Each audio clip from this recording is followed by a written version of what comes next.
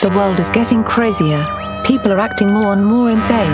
The end of the world is tomorrow. Tomorrow. There's only one thing to do when the world is falling apart. Listen to Basil and Gonz as they discuss this week's news and events through the lens of Bible prophecy. You are listening to Canary Cry News Talk. You're listening to Canary Cry News Talk. Today is May 29th, 2020, and this week, episode 201, Fire, PSYOP, and Monkey Thief. My name's Basil. And this is Gonz. Welcome to guaranteed demonetized live stream of Canary Cry News Talk. We're live on YouTube, Twitch, DLive, Facebook, Periscope, Twitter. And we're ready to go here. I like that. Guaranteed demonetized. That's very fun. It's a badge of honor. I guess, but yeah. All right. Yeah. Hope everyone's doing well out there. We made it, Gonz. We made it to our second show of the week. That's okay. I'm very happy about that. You know, we get to keep our spree going.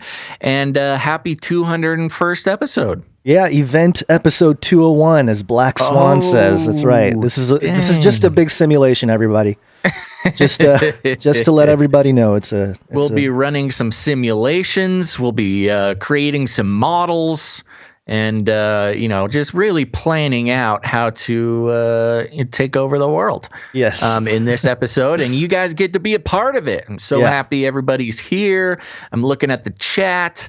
A new user called I Am a Fan of Canary Cry Radio over on Twitch. All right off the top. Yeah, I like that. Very good. We'll be giving some more shout outs to our new cool Twitch users. And Gonz, we are very close to making partner over on Twitch. So I want to give a big old thank you to our Twitch viewers and, the YouTube viewers, DLive guys, all you guys, you're all great. But I really like seeing the new usernames coming in on the Twitch. Anything new and exciting in your personal life that you'd like to broadcast to the world? Nothing really from the personal life, but I did get a message from Eric, and I was going to share this last time, and I totally forgot, so I apologize, Eric. He put together a website. It's on the screen for those watching, satanworldorder.com/coronavirus.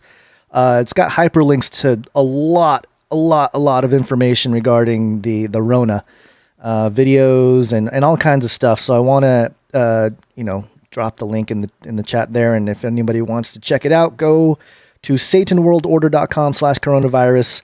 It's kind of your one-stop shop for all of the stuff we've been talking about and others have covered regarding the Rona.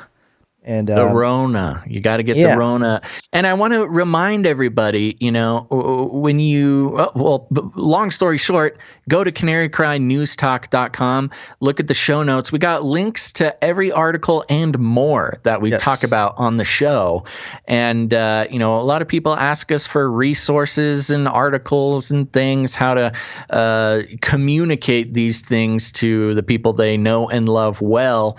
And really, we focus on looking at articles for the most part. Especially regarding Corona, especially this week. We've got a lot of articles that you can share with your normie friends that will start to lead them down the right path without getting too tinfoil hat on them. Because you really don't need to get too tinfoil hatty on people for them to start waking up and realizing that they're getting lied to. It's there. We have the resources. So go to canarycrynewstalk.com, and every episode has show notes and links to all the articles. So there you go. All right. So before we get really going here, I do have the shortest update that we might ever have on the show.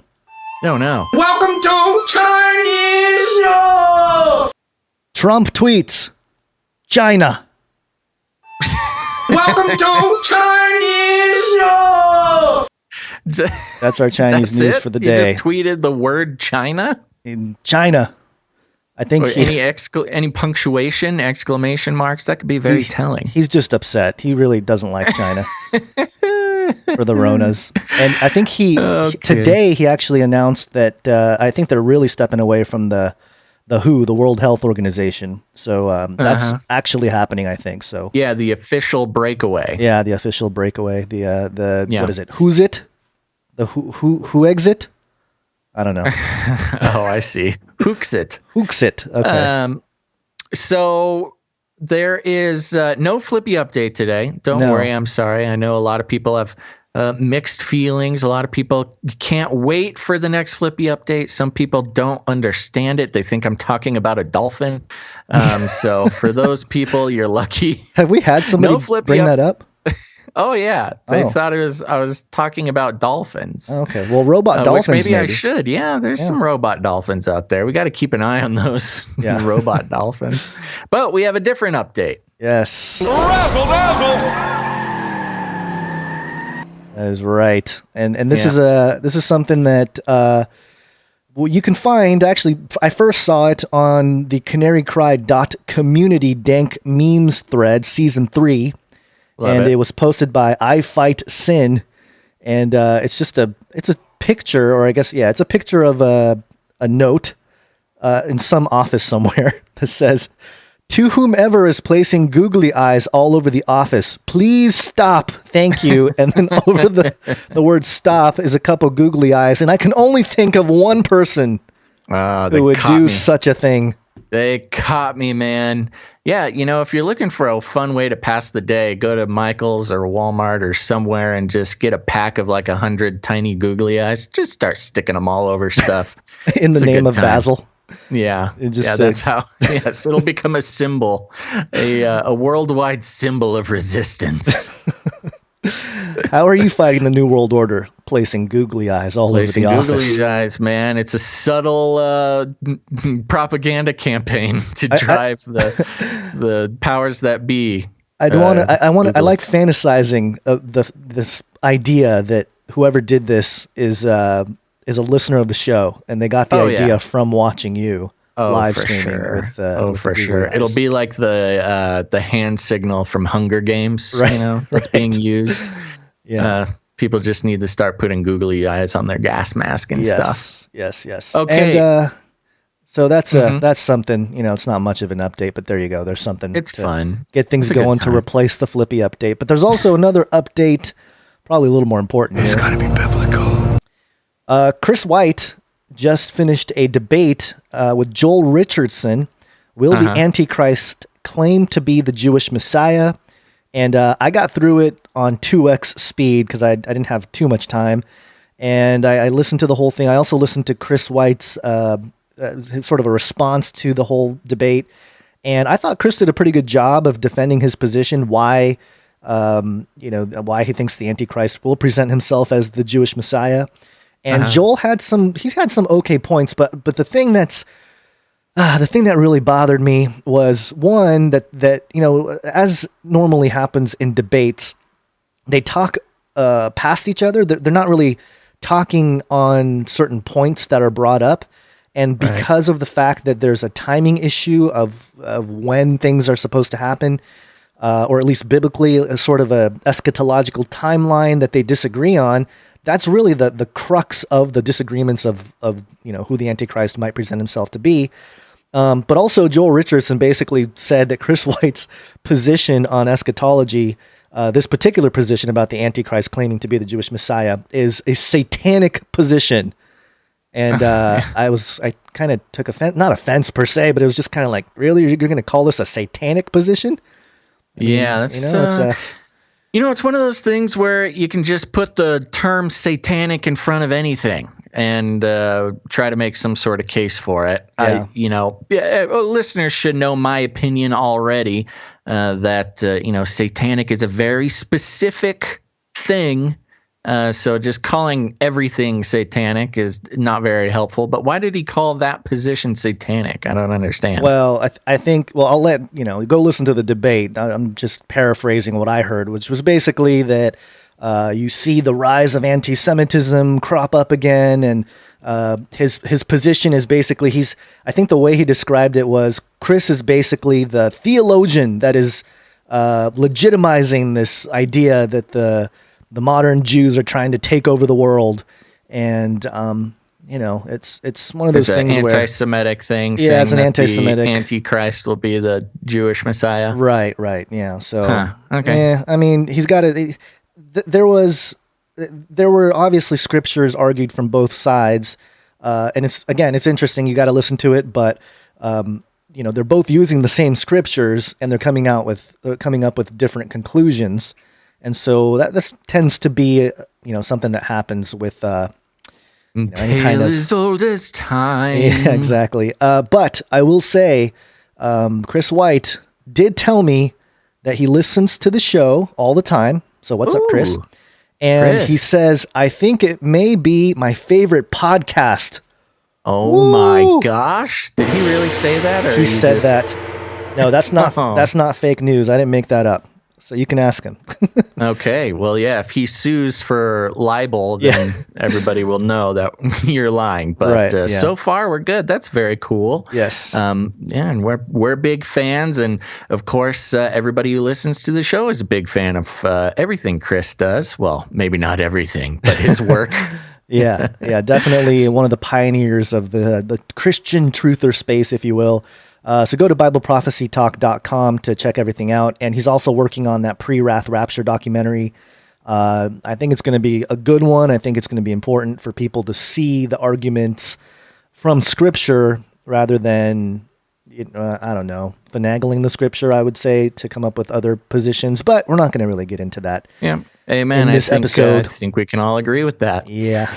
I want a big. You want a big. What do you want? A big give shout out to Smiley Pants. He's in the chat. Smiley Pants, what up? Notice what up, me. brother? How you doing, Smiley Pants? You can go meet Smiley Pants over at canarycry.community. Doing a lot of good work over there. And then actually, we'll be giving more shout outs later. So okay. Should we just jump right into some real news, Gons? Is there anything happening right now? Is there anything happening? I mean, it is almost a new month, and we almost made it through the month of May without a brand new, end of the world causing shenanigans. But of course, over the past few days, the riots have been starting. But yeah, let's get into it. Why don't you start out with some NWO stuff? Oh, it's a new world order. It's here. Burn it all. Burn it all. Burn it all. Actually, I think I messed up on my on my tabs. Your jingles? Oh, your tabs. My tabs. Yeah, this is it's a difficult thing to have all these different tabs going on the browser to show all the people's what's going on here. Well, while you figure that out, I noticed I had been posting about the show to tell people when we go live on Facebook, and I had been putting the Twitch link in the post. And these Facebook posts were, considering how many people follow, the Canary Cry page, we got over 10,000 people there, stuff like that. I think Facebook was suppressing my posts because I was putting a Twitch link in there. Oh, maybe. Twitch and Facebook being notorious rivals. I'm only seeing... But I didn't put the link in there, and there's a lot more people tuning in from all over Facebook than there was. Maybe the analytics needs to catch up because I'm only seeing 8 people from Facebook total watching. Well, there's usually not very many people from Facebook, but people responding to the post and stuff. Okay. So I figured it out. All right. So this is a tweet that went out from Washington Examiner, and this is if you're just listening and you're not watching, you're kind of missing out, because let me paint the picture. This is a MSNBC reporter talking about what's going on from last night and the fires and all that kind of stuff, and the visual is him standing in news report type of situation, and there's just a giant fire of a building behind him. And here's what he says. I want to be clear in how I characterize this. This is mostly a protest. It is not generally speaking unruly, but fires have been started, and there's a crowd that. Generally speaking, it's not unruly, but giant fire of building behind him. The world is burning behind him. This is fine. It's just a nice peaceful protest. Nothing to see here, folks. So they got a nice little campfire back there, just trying to keep everybody warm. And they're passing around the marshmallows and making some s'mores. It's just a good old kumbaya protest, folks. Maybe he thought he was back at Burning Man, and he just forgot where he was. He was supposed to be reporting on the civil unrest and the chaos on the streets, but instead, nothing unruly going on. That is so funny. Just peaceful. Yeah. Anyway. Yeah. Okay. So there we go. And we're going to talk some more. We'll get into a lot more. Yeah. We'll get into it. Are you good on that? You want to hit this next one? There's nothing really to say other than just it's a ridiculous thing. There apparently is something to say, and President Trump said it. Yep. And I think most people have heard this, but I'll read this straight from yahoo.com. Twitter flags Donald Trump looting shooting tweet as glorifying violence -update. All right. So if you live under a rock, here's a little brief description for you, and then we'll get into it. The White House is attacking Twitter's decision to flag one of President Donald Trump's tweets for violating the platform's rules about glorifying violence. A little accident there, Yahoo. Sorry. Platform's rules. Trump's tweet about the George Floyd protests in Minneapolis referenced the unrest in the city, with the president saying, quote, just spoke to Governor Tim Walz and told him the military is with him all the way. Any difficulty, and we will assume control. But when the looting starts, the shooting starts. The phrase, when the looting starts, the shooting starts, was used by Miami's police chief in 1967 when he was talking about a crackdown on slum hoodlums. Slum hoodlums being in quotes. After Twitter slapped a label on the tweet, Trump's original message was tweeted out on the White House's official account. But Twitter flagged that tweet as well. That led a barrage of criticism from the White House. Quote, the president did not glorify violence. He clearly condemned it. At Jack and Twitter's biased, bad faith fact checkers have made it clear Twitter is a publisher, not a platform, the White House said, referring to Twitter CEO Jack Dorsey. The White House also made comparisons to messages sent out by Iran's supreme leader Imam Saeed Ali Khamenei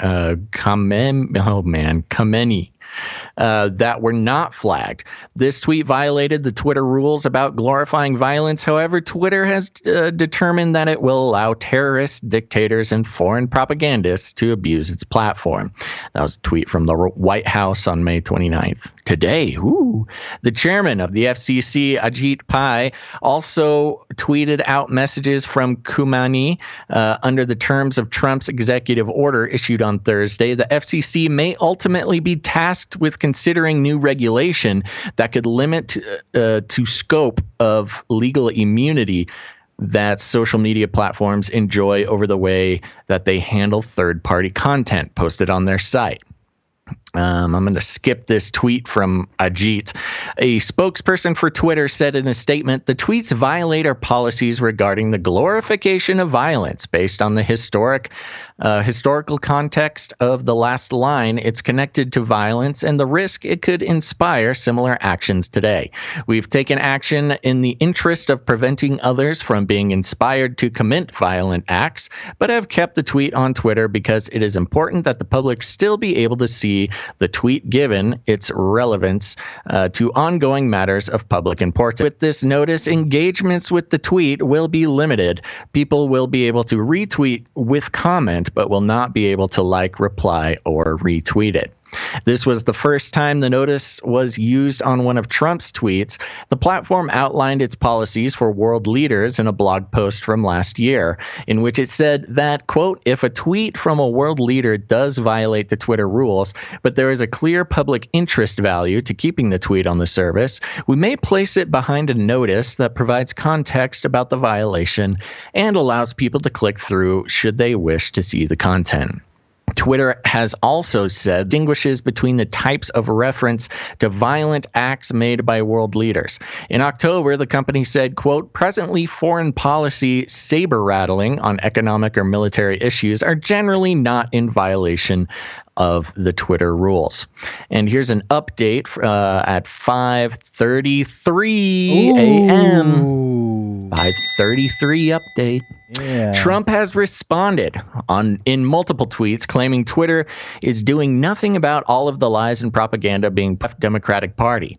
They have targeted Republicans, conservatives, and the President of the United States. Section 230 should be revoked by Congress. Until then, it will be regulated. Twitter is doing, then they reprint the tweet. Very useful. Thank you, Yahoo.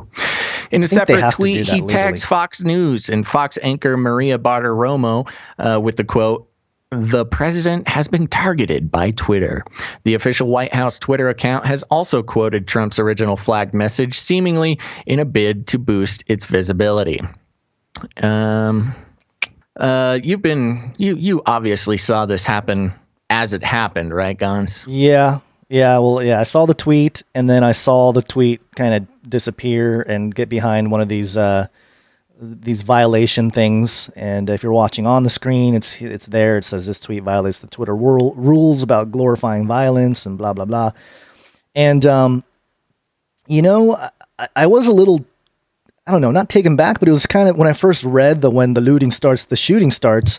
I mean, I had no idea that it was. I don't know that Trump actually referenced the Miami guy, the old story here. There's a Federalist Society link that I found that obviously talked about the same thing. Chief Walter Headley saying that the chief tried, quote, to control Liberty City by flooding the black ghetto with white officers equipped with shotguns and dogs. The year before, Headley had been quoted as saying, when the looting starts, the shooting starts, a phrase that would come to exemplify his no-nonsense philosophy as described by six-term Miami Mayor Maurice Fury. These events and statements demonstrate that even idealistic use of force policies are no match for poor police culture, attitudes, and practices.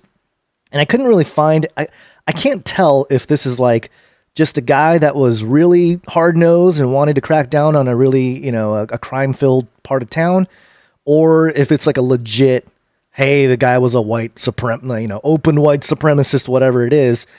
And either way, not a good look for Trump. I don't know if he's got people telling him to say things that are, or maybe he just heard the phrase because he's from the Florida area and this thing, originated in Miami.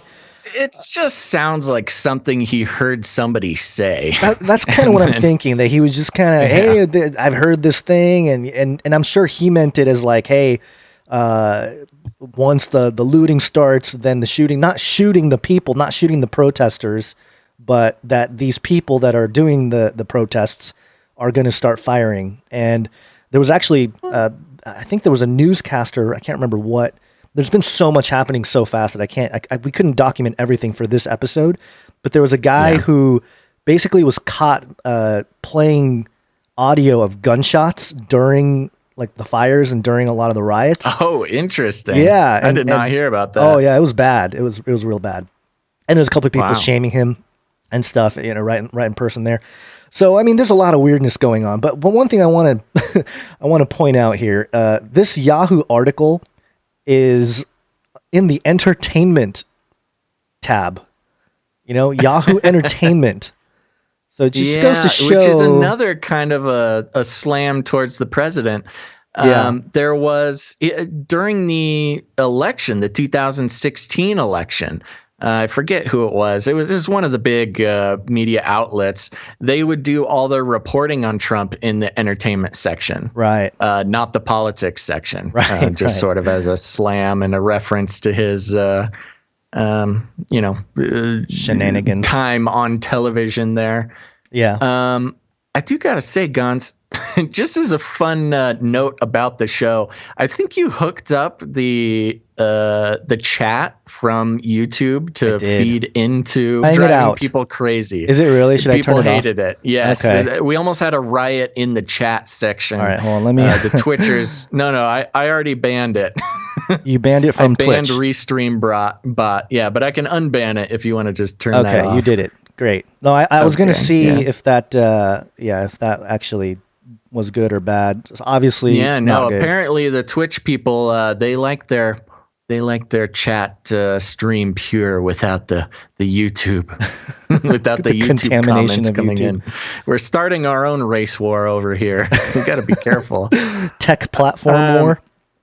Yeah. Well, I got to push back a little bit on you there, Gons. I don't think he really thought at all about what he was saying. I don't think he was even I don't think he thought he was referring to anybody. I think it was just a thing that he heard somebody say while he was down in Florida and then just said it. You know, a lot of people, especially people on the left, like to give Trump, you know, they call credit. Him stupid. He's the dumbest person alive from their opinion, but also an evil genius who is able to send coded messages to trigger his racist Gestapo.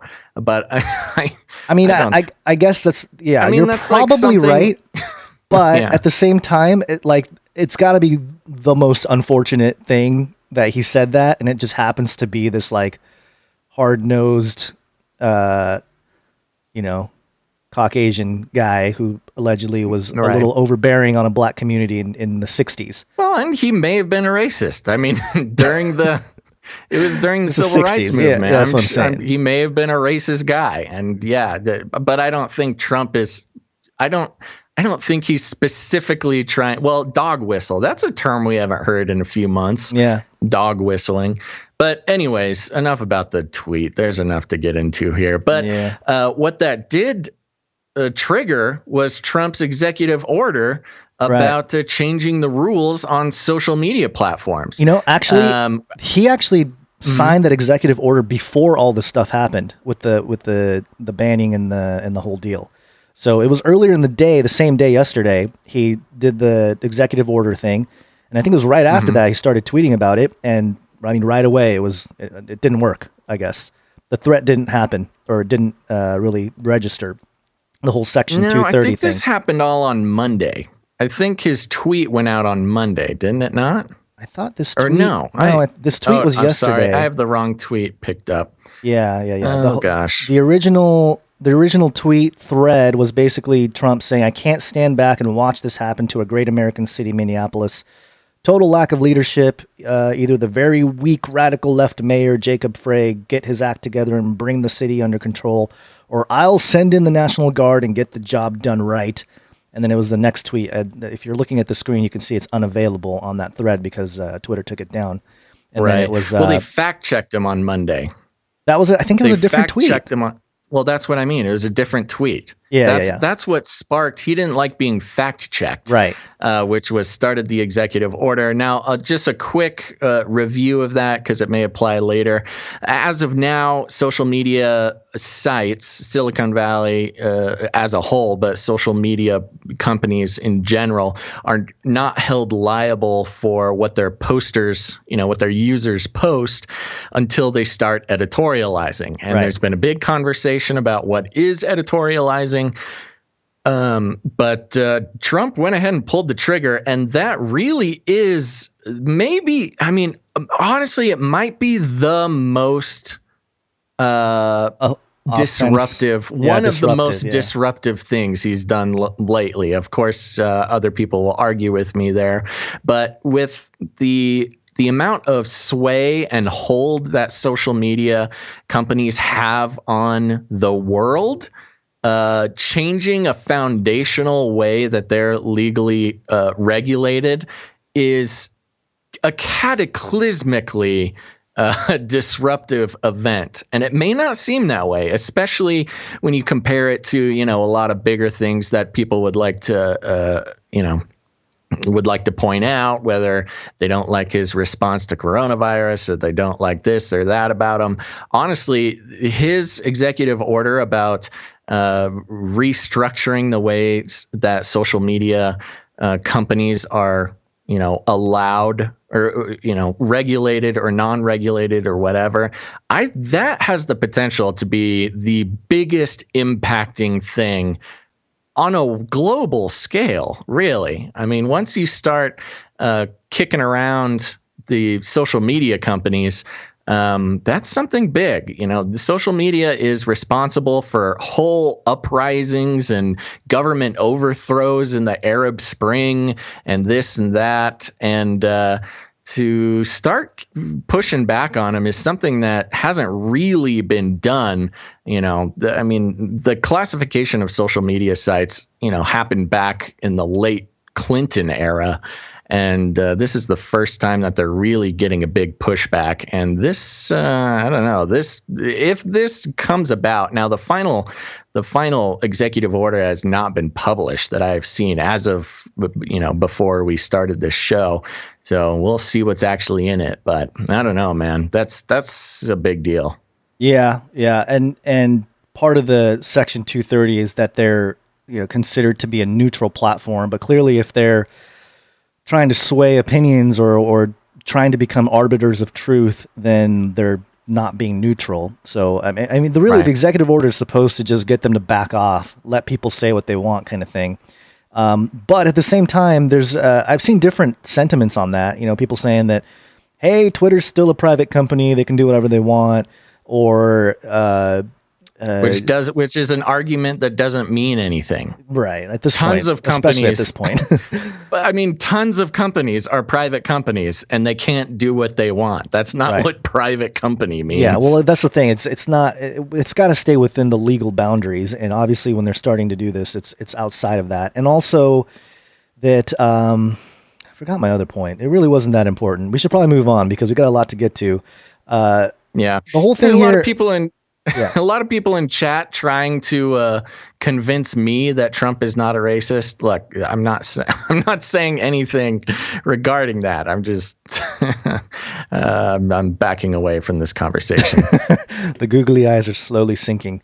Yes. I think the greater thing here is that the whole concept of social media to begin with was meant to be for social disruption. It was they had to have known the reason why the CIA got in the back rooms of Facebook early on and all that kind of stuff is because they knew that it would have the power to disrupt socially. So, maybe the Trump thing will do something. I don't know. It doesn't really, to me, I don't think it really matters. They're going to either keep doing what they're doing or, cause there's my first thought, I remember my point. My first thought when I saw that initial tweet about Trump and the executive order and how he wants to strongly regulate, I think that was the phrase he used, strongly regulate, was that is he, and again, this is just my first thought. I didn't read the draft of the executive order or anything like that. I thought, isn't it weird that he's trying to kind of, in a sense, uphold the First Amendment by in some ways violating it, but I don't know. Maybe that was a wrongful thought. I don't know. Because now that you're talking about it, for your wrongful thoughts, well, because it's like if you're gonna be, I guess if you're a private corporate, whatever, it doesn't matter. They have the ability, so to speak, to do what they want in a sense, but to say what they want. But maybe they just need to be clear about it. Maybe they just say like, hey, we're all about. Twitter's all about progressive leftist New World Order stuff, and that's what we are, and they should just be more open about it instead of like pretending like they're neutral. I guess that's what bothers me about the whole thing is if you're going to be neutral, be neutral. Don't pretend. Neutral. Yeah, don't. If you're going to be leftist, whatever, then just be that, and then people can move on to something else. That's the whole point. That's what Trump's saying. If you're going to editorialize, we're going to regulate you like an editorial company. Right. Okay. So we'll see what we'll see what the final thing comes out. Yeah. We'll go over it there. We can all agree that the whole thing is just one giant psyop. This was an NSA-style hybrid war. Psyops. It's a hybrid war. Yeah. Very good. You want to do a quick clip? Yes. Okay. This is heavy. Heavy.com. Now, we are chatting about this. Of course, the riots going on, things going nuts. And as we've seen in past riots, of course, there's always the infiltrators, right. And people have been pointing or have been looking for infiltrators, the instigators, the double agents going on over there in Minneapolis. And this is from Heavy.com. Jacob Peterson is not the AutoZone umbrella man, St. Paul police say. So here's the thing. If anybody needs an update, there was a man dressed in tactical gear and fresh respirator and some pretty heavy duty gear carrying an umbrella. Well, let's just actually the article will say it. I'm playing the clip in the background, so because we don't need to hear the audio, so I'm just gonna have the clip playing while you read some of the article there. A viral and incendiary social media accusation against a St. Paul, Minnesota police officer is false. Oh, okay. Well, no need to go into it. The police department said in a statement. Oh, the police department said, oh, well, let's look into it. The situation shows how quickly information can spread on social media, ricocheting around the web, especially in a fast-moving situation like the unrest in the Twin City. Heavy asked police how they know that the umbrella man is not Officer Jacob Peterson. They are not doing a good job telling people what the deal actually is. So there's a man with an umbrella who was kind of with the rioting group or the protesting group, and he basically lit a building on fire and instigated a riot. And then people on social media quickly matched up, what they could see of his face through the gas mask and the respirator and the shield he was wearing to a police officer in town. And the idea, of course, that the police officer is dressed up like a protester in order to incite more violence to justify crackdowns by the police. It's a classic strategy. We've seen it forever, and that gives the government the reason to use stronger force and to bring in reserves from the National Guard and institute some more heavy-handed tactics on protesters and rioters, things like that. So here we go. Heavy asked police how they know that the umbrella man is not Officer Jacob Peterson, and they said that the officer had an alibi that checked out for that day and time. Quote, "We spoke with his supervisor who was with him. We spoke to his colleagues who were with him," and said Steve Linders, public information officer for the St. Paul Police Department. Police say Peterson is being falsely accused of being the mysterious black-clad umbrella-carrying man involved in methodically breaking windows at an AutoZone during the protests/riots, which have broken out in Minneapolis, St. Paul. Here's a video of the umbrella man. Sorry. I don't know if he set it on fire, but he was destroying property. He was breaking the windows at the AutoZone with a hammer. Got it. That was caught on tape. It's what a fun time. Yeah. In a statement sent to Heavy, Linders wrote that the post accusing Peterson was a, quote, false social media post. The man isn't Peterson, he stated, although he didn't use Peterson's name. Weird. The police statement read, "We are aware of the social media post that erroneously identifies one of our officers as the person caught on video breaking windows in Minneapolis. We want to be perfectly clear about this. The person in the video is not our officer. Our officer has been working hard, serving his community, keeping people and property safe, and protecting the right to peacefully assemble. It's unfortunate that people would post and share this untrue information, adding more confusion to an already painful time in our community." Heavy asked police how they know as to the alibi. Linders told Heavy, quote, "We were able to verify where the officer was and who he was with. In fact, he was working as a St. Paul police officer protecting people and property." Heavy asked the police if Peterson will grant an interview, but they said no, repeating that he had an alibi. Oh, okay. Well, if you say so, police. Police also wrote on Twitter. Quote, "Rumor control. We are aware of the social media post that erroneously," okay, they're just reprinting every paragraph. How annoying is that?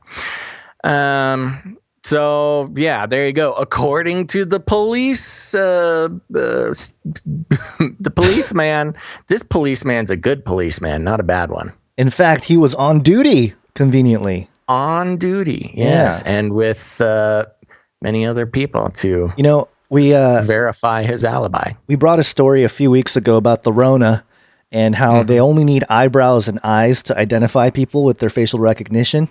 Yes, and Apple updated their artificial intelligence, so you can unlock your phone using, while still wearing a mask. So all AI needs now is your eyes and eyebrows to know it's you. And with the AI and all the machinery doing it, it's kind of a mimic of the human eye. I mean, we can look at something and think, hey, they look kind of the same. And if you look at the side-by-side comparison here, which I don't think Heavy published. Did they publish the side-by-side photo in the article? I don't think they did. Oh, they kind of did. I saw it on the social media post. I mean, it looks like the guy. It totally looks like the guy. He's got very unique eye features. Yeah, kind of sunken a little bit, thin eyebrows. Unfortunately, not very flattering. Very sunken and dark and sort of brooding. Yeah, but certainly...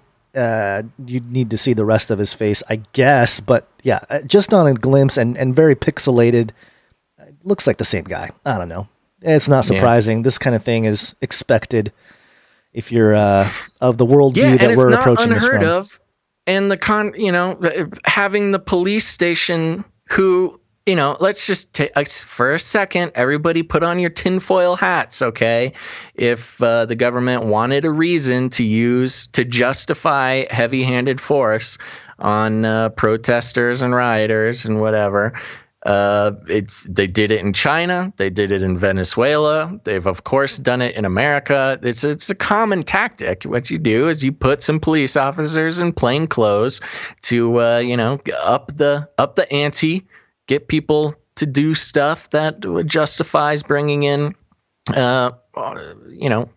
serious force. Now, I'll push back against myself here. If protesters and rioters are already setting buildings on fire, why would you need to send in an undercover cop to smash some windows? Well, I don't know. Something to think about. There's another clip. Sorry, you can finish your thought. No. But there was another clip that we won't play. I don't want to dig it up right now. But it was some guy that was in Minnesota in St. Paul, and some people said this guy was just on drugs. Other people said that he was being legit. Maybe he was both on drugs or in shock or something. And he was talking about how his motorcycle was stolen the night before, and how these guys, these really well put together guys, really fit. Really sharp looking dudes came and they were talking to him. They were trying to get him to set the stores on fire.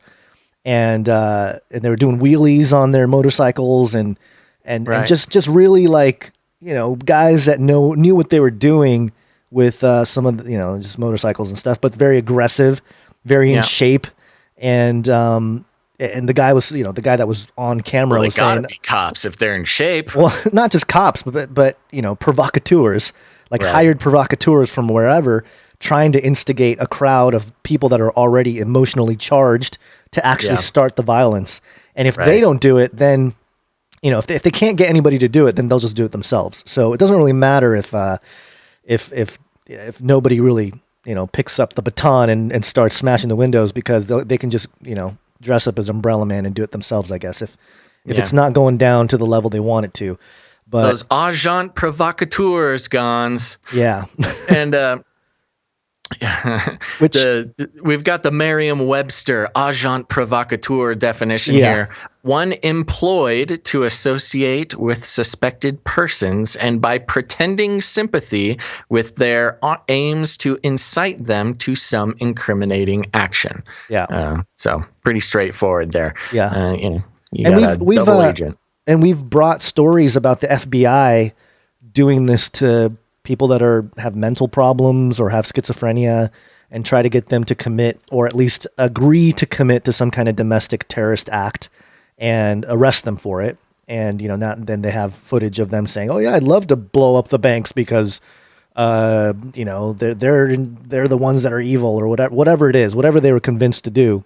Right. And this is like a tactic that is so just, I don't know, it's the same tactic over and over again. And I wouldn't be the least bit surprised if that police officer was part of this whole thing. The police station already said it wasn't him. Why are you asking questions? Because it seems like all the police in this whole Minnesota situation is, I don't know, part of the whole show, because they didn't show up to some of the fires. They like evacuated a whole area. And I don't know. Yeah, it's a whole thing. 3 precincts now set on fire. Yeah, they're just like, let it burn. Let it burn. I know. Burning it all down, man. It's the American way. Burn it all. Burn it all. All right, what do you got? Okay, so this one, let's see. Man, I got my tabs all messed up today because there's so many different stories. I think I'm going to click this one, and yes, I got it. Okay. This was on MSN.com, but it was reporting on the CNN story. I woke up to this and I was kind of angry, actually, at how ridiculous this is. CNN correspondent Omar Jimenez has been arrested while covering Minneapolis protests live on air. Yeah. Live. How convenient. And, okay, let me just read the story. The CNN crew was arrested by police Friday morning while giving a live television report in Minneapolis, where the crew was covering ongoing protests over the death of George Floyd. And we haven't actually covered too much of most people probably know by now what the situation is. Happened so long ago at this point. It seems like so long ago. I guess it was Monday. Yeah. But just all the weird things about Floyd and the officer that allegedly killed him being coworkers, and there's all kinds of weird stuff going on. But the crew included correspondent Omar Jimenez were handcuffed and detained as Jimenez gave a live report on Minnesota Street shortly after 5 a.m. Police told the crew they were being detained because they were told to move and didn't. One member of the CNN crew relayed to the network, quote, "A CNN reporter and his production team are arrested this morning in Minneapolis."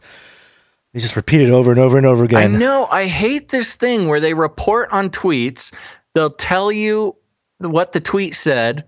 You know what it then is. Post the tweet and then tell you what the tweet told you that the tweet said. It's annoying. It's neurolinguistic programming, man. It's the same thing as when they show the towers getting hit with the plane over and over and over. Yeah. They just need to repeat it so that, it's the whole listen. You got to hear it 8 times or whatever to believe it.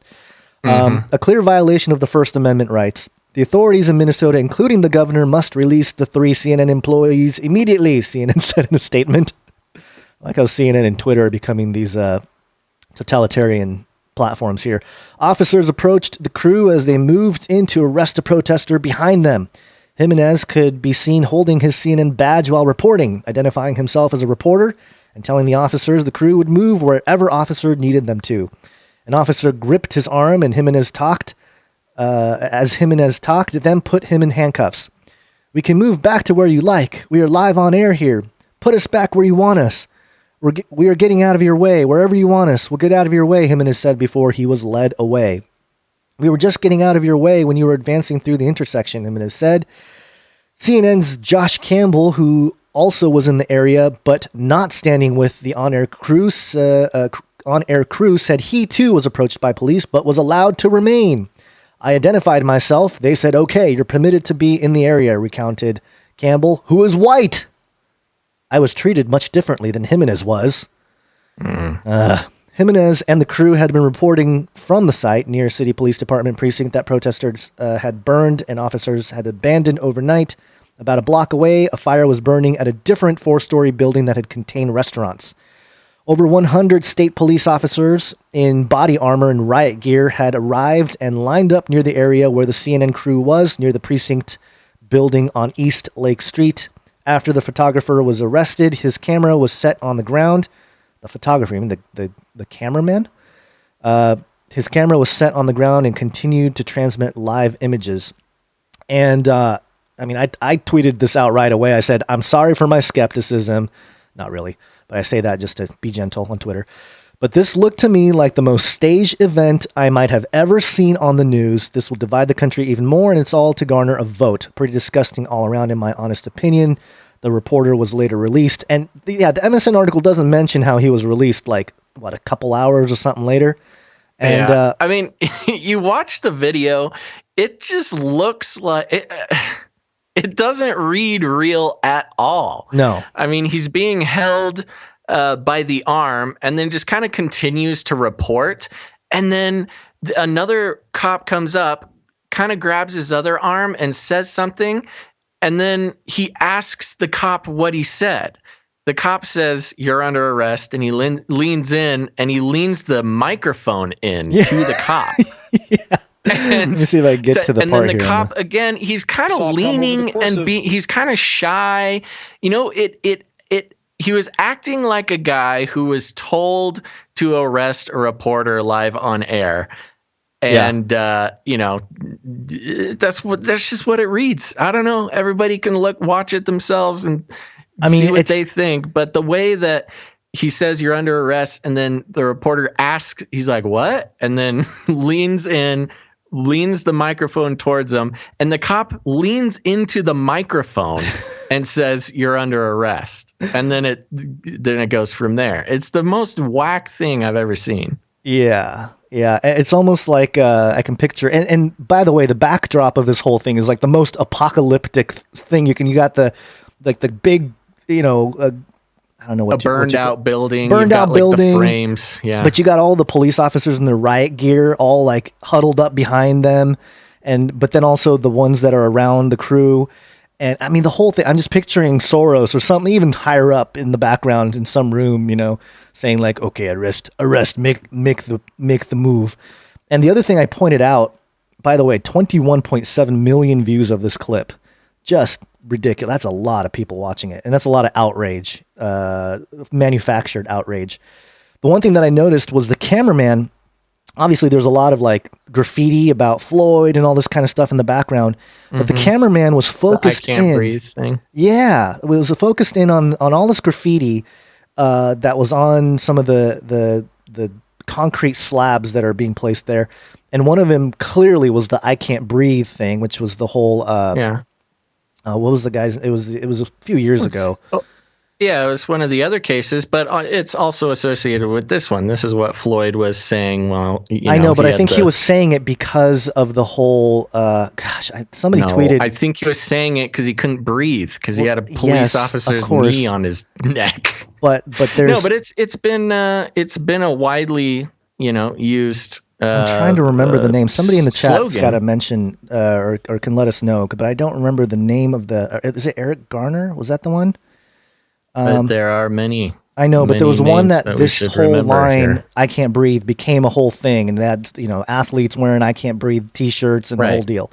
And I actually said back in 2014 how the whole "I can't breathe" thing was propaganda to try to instigate a race war, and that was 2014 that I tweeted that out. And of course, they've been trying to do this for years, and this is like the most intense version of it that I've ever seen. And of course, just in time for everybody coming outside from their lockdown, right?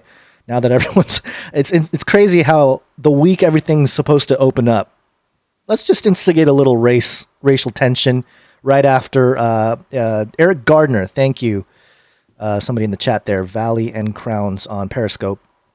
Well, and not to mention that the police officer who committed the crime had something like 8 or 12 prior abuse allegations, some of which, all of which he had never been, adequately disciplined for. Yeah. So, it's kind of a ticking time bomb. But it's the other thing I wanted to point out was the whole Biden thing from I think it was either earlier this week or last week, talking about how if you don't vote for him, then you're not black. During that interview with people in the chat are probably better versed in some of this, but on the heels of that whole thing, and there was a lot of full race war thing, and the staged, I'll say it, I'll say staged arrest of a black reporter. And CNN also tweeted out about how the other guy. There's no doubt that the reporter engaged. They wanted it to happen because it says right in there, the cops are saying, we want you to move. We wanted you to move. We want you to move. We are coming. You didn't move. And then, you get arrested if you don't listen to the cops. That's just what happens. Yeah. All you got to do is watch it. I mean, like I said, when the cop says you're under arrest, the reporter says, what? And then the cop leans into the microphone and says you're under arrest. And then, oh my gosh, I can't believe this is happening live on the air. Yeah. And no, what a CNN HQ, narrating the situation. Statement. Yeah, they're narrating the whole thing, and I don't know if it was Anderson Cooper or whoever it was there, chiming in, and the cameraman doesn't know that the camera's, or not the cameraman, the police don't know that the camera's still rolling, and just the whole dramatic, placing the camera on the ground, and the let's whole move thing on. just, we got it. We know it. It bothers me though. It just really frustrates me because it's just such it's bothersome. I woke up, I was very upset for like the first hour or so. I was like, I need to vent. So thank you everybody for allowing me to vent here on News Talk. Yeah, you got it. What do you got? You got something else, or do you want to jump in and thank some people? Let's take a break. It was an NSA-style hybrid war, PSYOPs. That's right. Speaking of PSYOPs, everybody, I want to thank everybody for watching today. We're just going to take a quick second. Don't go anywhere. Funny new Twitch follower names. I want to thank some people for following on Twitch. We are trying to hit some goals to help support ourselves here. And I'm just going to run right through here. Get your finger on the dinger there, Gons. Okay. We got Not My Will 1010. Not My Will. That's right. Lynn 8. Maureen Believes. Nice. Desert Trance. Ooh. Obadon 45. Orange Triangle Pop. We got Intel Spider. Like it. We finally got one of our 4 horsemen of the Technocalypse here. Mark the Zucchini Zuckerberg now follows us. The 4 horsemen of the Technocalypse. Anytime you see the 4 horsemen, it's something special. That's right. Thank you very much, Mark the Zucchini Zuckerberg. I think we have almost have all 4 horsemen of the Technocalypse following us. That's very nice of them to do that and come into the chat and try to sell their RFID chips to our listeners. Let's see. We also got Ghost Realm 108. Nice. You remember that episode, Ghost Realm, that we did? Where the scientist was talking about the Ghost Realm? Okay. Yeah, a while ago. We got Cross and Crown. Like it. Reckless Roger. Ooh. The Gentleman Hair. Nice. And I think that's all we got for right now. And just so everybody knows, we are trying to get our partnership over on Twitch. It's got a lot of fun tools to make the show a ton of fun, especially if you're viewing live, as well as giving Gons and I a few ways to support ourselves that isn't just begging for donations. So we appreciate that very much, everybody. We are a value for value model, which means we put out the show, and if you get any value out of the show, you get to put some value back in, if that's how you want to roll. But we'll be thanking some new supporters later on in the show. I think we got a super chat, and it scrolled by, and I forgot the name there. Yeah, we did. We got a super chat from Shahab over on YouTube. Thank you. Shahab. She had a note too, right? Or maybe it's. They say, "I love you guys and thanks for all your work, my brothers in Christ." You're very welcome, and thank you very much for the support there. Very important. Now, remember, there's a lot of ways to support the show, not just all financial, but you can leave ratings and reviews. You can send episodes to your friends. You can create us some jingles for different topics that we cover on the show. And Michael sent in a jingle. Gons, do you have that jingle ready? I do, and I was going to use it earlier when we were talking about Trump, but I forgot about it. Nice. I call it the super duper missile. Incredible. Don't turn it. The super duper missile. It's incredible. Yeah. Super duper missile. It's incredible. Thank you, Michael, for that. We'll certainly be tracking the super duper missile story as it develops. The missile that can move, what was it, like Mach 400 or something? I don't know. Yeah, 17 times. We'll see the if that speed of ever light. comes around. But if you're out there and you're a listener and you know your way around some sound editing software, pick something that we talk about in the show. A lot of times we request jingles, but if you want to add some value to the show and put together a little jingle for us, but do it and send it to canarycryradio@gmail.com.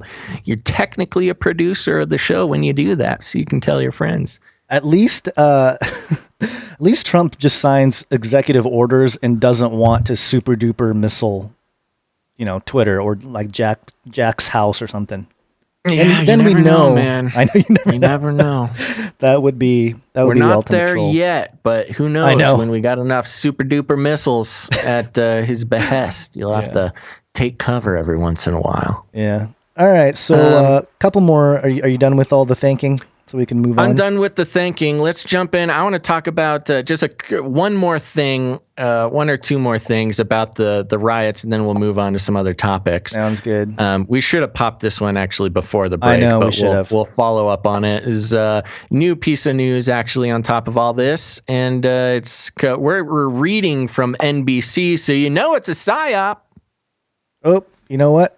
Yep. It is a PSYOP. This was an NSA-style hybrid war PSYOPs. I had my finger on the trigger. No, I had my finger on the trigger, and I thought you were going to just move on, so I went to the browser, and then you decided to go there, and I hit the key, good. and it didn't work. And Good. I'm glad we could do this live breakdown. I know, hitting a lot of buttons. I know it doesn't look like I'm doing much, but trust me, there's a lot of buttons to press, and a lot of things to click. Give the listeners a peek behind the curtain. Okay, here we go. NBCnews.com. Ooh, look at that. Ex-Minneapolis police officer Derek. Now, I don't know how to pronounce his name. Do you? I've heard Chauvin. I've heard Chauvin. I don't know. Does it matter? Sure, I was saying Stage name? Chauvin. I'll say Chauvin okay. now. Show business. Ex-Minneapolis police officer Derek Chauvin charged with the murder in George Floyd case. So here we go. The former Minneapolis police officer. Look at that. A day or two after he's now demoted. called the former. The former Minneapolis police officer shown on video putting his knee on George Floyd's neck for more than 8.5 minutes as he pleaded for air and his mother, was arrested Friday and charged with murder, authorities said. Derek Chauvin, who was fired on Tuesday along with 3 other officers involved in the arrest of Floyd, was taken into custody Friday and faces charges of third-degree murder and manslaughter, Hennepin County Attorney Mike Freeman announced. Passersby took video. Okay, and we know the rest of the story. Basically, the news is he got arrested. And, this is an interesting thing to happen because that does not happen very often in these situations. And especially when protests and riots are involved, very rarely. It's kind of the we don't negotiate with terrorists attitude when governments respond to protests and things. If you haven't noticed, most of the time, protests and riots don't actually get many things done. No. But it seems after 3 days of protests and rioting, they threw in the towel and they arrested the guy. They figured that he wasn't worth, burning down the entire city for. So they finally arrested him, and that will be very interesting to see how that happens. Now, of course, at the news of Derek Chauvin getting arrested, there were calls and pleas out from the activists involved in this, that's not enough. There were 3 other officers all involved who just kind of stood idly by instead of Derek, in spite of Derek Chauvin being the one with his knee on the neck. They want to get all those guys. So that's interesting. I've not seen anything. I'm kind of skimming this article so we don't have to reiterate, oh my gosh, it's a long article. Yeah, they just crammed in like 30 articles into this one article. So, yeah. Are you on the NBC? The guy's arrested. Are you on the NBC News article? Because the one I was looking at was, I guess it is longer. Okay. Yeah, I mean, I think you pretty much summarized everything there. There was some footage. Guy's arrested. The actual footage of the basically the murder, if you want to call it that. There was some interesting stuff. People were pointing out how, first off, people looked up Derek Chauvin, found his address.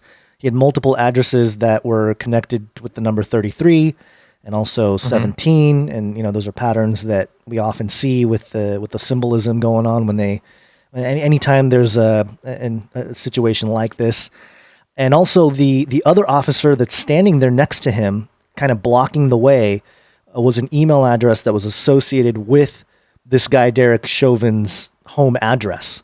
So there's some weird stuff going on all around. And in the video itself, the people were pointing out how the medics that came and took the body of George Floyd didn't look right.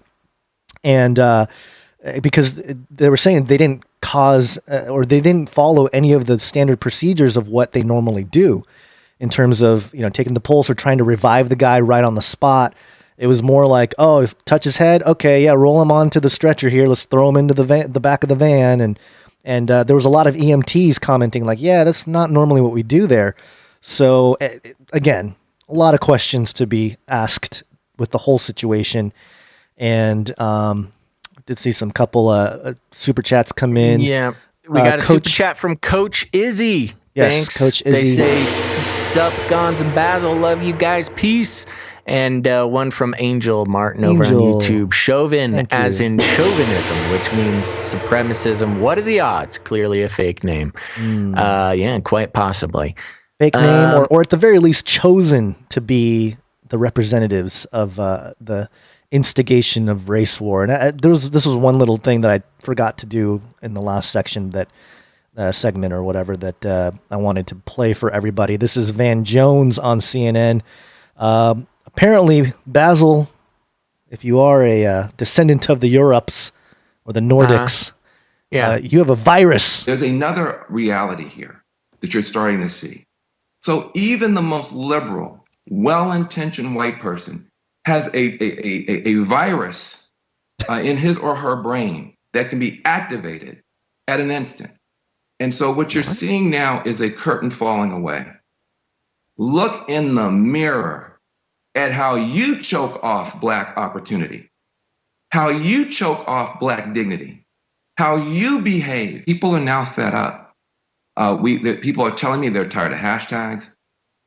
It's not the racist white person who's in the Ku Klux Klan that we have to worry about. And James Baldwin said it best. White people in these situations are always innocent. Oh my God, I can't believe this. Teach me, educate me, help me understand. How did this happen? Talk to me, tell me something, tell me what to do. White people are always innocent, and their innocence constitutes their crime. It is too late to be innocent. You're not innocent. I knew it. I knew I wasn't innocent. You're criminal because of the color of your skin. Man. Yeah, what exactly was he saying there? Just that I have a virus. You have a virus because that makes me racist? Yes. Just the mere fact that you are not. That's not, I don't know, man. I've been wearing my mask. I wash my hands. I stay socially distant and still got the virus. I'm not very happy about that. This is yeah. Interesting how he would use the word virus amidst all of this to just, fear on top of fear. It's kind of like a multiple layered thing now with, be afraid of the Rona, but also the racist Rona.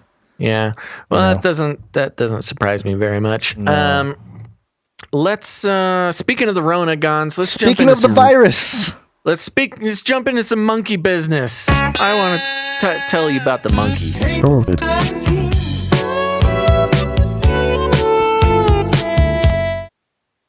All right, this is coming from Sky, news.sky.com. News.sky.com. Article reads, coronavirus, monkeys escape with COVID-19 samples after attacking a lab assistant. Oh my gosh. Oh no, it's happening. What is happening? This is going just down. what we need. They're preparing the Planet of the Apes was a documentary. Yes, exactly. The Rise of the Planet of the Apes here. Here we go. The article reads, a gang of monkeys attacked a laboratory assistant and escaped with a batch of coronavirus blood test samples. It has been reported. The bizarre incident saw the troop of primates launch their assault near Meerut Medical College in Delhi, India. According to local media, the animals then snatched COVID-19 blood test samples that had been taken from 3 patients and fled. One of the monkeys was later spotted in a tree chewing one of the sample collection kits. Oh no. The Times of India reported, adding that test samples from the patients had to be taken again. The undamaged kits were later recovered. The Meerut Medical College Superintendent Diraj Raj told AFP. He added, quote, they were still intact and we don't think there's any risk of contamination or spread. That's what they want you to think, Yeah. Superintendent. It is the latest example of the highly intelligent, red-faced rhesus macaques taking advantage of India's nationwide lockdown to combat the spread of coronavirus. We reported on the monkeys taking over the streets in India a few weeks ago, and now seems the monkeys are trying to do their own research on coronavirus. And there you go, man. I'm telling you, the monkeys, they're going to get us one of these days. There's a lot of brain-computer interface experiments that have been done with the monkeys. And, at a certain point, they're going to, 1, rebel, but also 2, maybe utilize the AI neural lace brain connection to the machine and take over. And maybe there's some communication going on in the monkey kingdom. Wow, you're really bringing this. Yeah, I think you're right. You know what, Gons? It's scary for us to to throw ideas like this around because, as we've liked to say quite a bit recently, because it's crazy. Some of the craziest theories that you and I have had over the 8 years that we've been podcasting are coming true. So I want to be very careful about predicting the monkeys taking over, because I wouldn't be surprised. Would not surprise me. Yeah, well, I was going to say it wouldn't be surprising because it jives. There's a big theme of eugenics here going on. Speaking of the race war and everything, eugenics is sort of the underlying issue here, and we'll get to another story that's concerning that a little bit later. But it's based on this faulty idea of the theory of evolution and how we evolved from apes. And so I wouldn't be surprised at all if, as a proof that we can evolve into even more spectacular human 2.0 species or whatever, that they bring monkeys to the level of humans with some kind of transhuman upgrade or something and say, see, we took control of human evolution, and these monkeys have evolved to human status of intellect. And so, therefore, we must, stay ahead of the curve and enhance ourselves, or else be left behind with the advanced monkeys. That's true, man. The only way to defeat the monkeys is to get the cyborg implants. Yeah. I've played that game. Yeah, the Elon cyborg connected. We're all connected. We got to get our neural already sort of cybernetics. Neural nets are taking over from regular programming. So you are connected.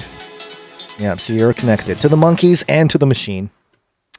I saw a clip of what's that guy's name? Shoot, how can I forget his name?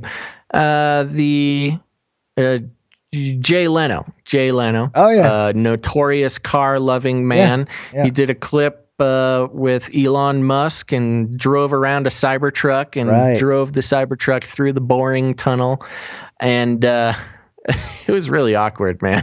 I think Jay Leno was just doing it for the paycheck, because usually, he's notoriously a gearhead, and he's driving this truck around, and he's just like, "Oh, so I like all the windows. There's a lot of windows in here. Was Elon in the car with him? Yeah, Elon was in the car with him. Nice.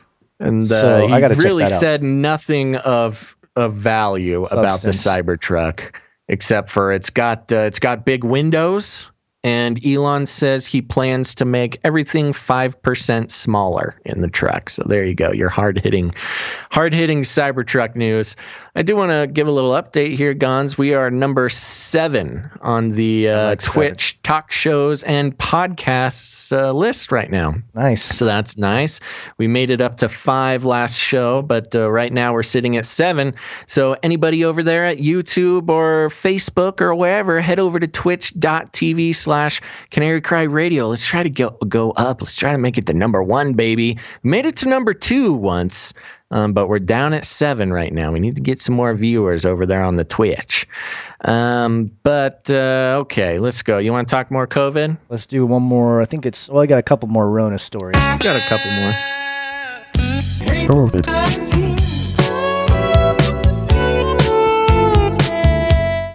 This is from AJNtimesofisrael.com. That's Australian Jewish News. Israel invents 1-minute coronavirus breath test. And it says here, an Israeli-designed 1-minute breath test to tell whether someone has coronavirus could soon be installed at hundreds of global entry points if it gets approval from the U.S. Food and Drug Administration. The clever contraption, which uses frequency to detect the deadly SARS-CoV-2, was designed by a team based at an Israeli university and has a success rate of more than 90% in trials to date. Current tests of the new coronavirus use throat or nose swabs and look for particles, but the team led by Professor Gabi Sarusi at Ben Gurion University of the Negev thought outside the box in terms of detection. Quote, "We asked ourselves, since the virus is just like a nanoparticle or a quantum dot, oh my gosh, with a diameter between 100 nanometers and 140 nanometers in terms of its size and electrical properties, which definitely it can get through any kind of mask that you're wearing." That was my little extra addition there. "Can we detect it using methods from the worlds of physics, photonics, and electrical engineering? We discovered that the answer is yes. This virus resonates in the THZ frequency, and spectroscopy in these frequencies reveals it promptly. Sarusi's team has been working with Israel's defense ministry to validate the handheld device, which contains a chip with densely packed sensors to capture tiny particles from the breath, including any viruses. The chip is then read through a THZ spectroscopy, which takes about 20 seconds. Scientists look for the telltale changes in resonance in the THZ spectral range caused by the coronavirus. Within a minute, they can tell if someone is carrying the virus, even though they may be completely without symptoms. Sarusi said the idea was for these breathalyzers to be installed throughout the country at places such as at ports, workplaces, and cruise ships, with each device processing breath from about 4,000 people every day.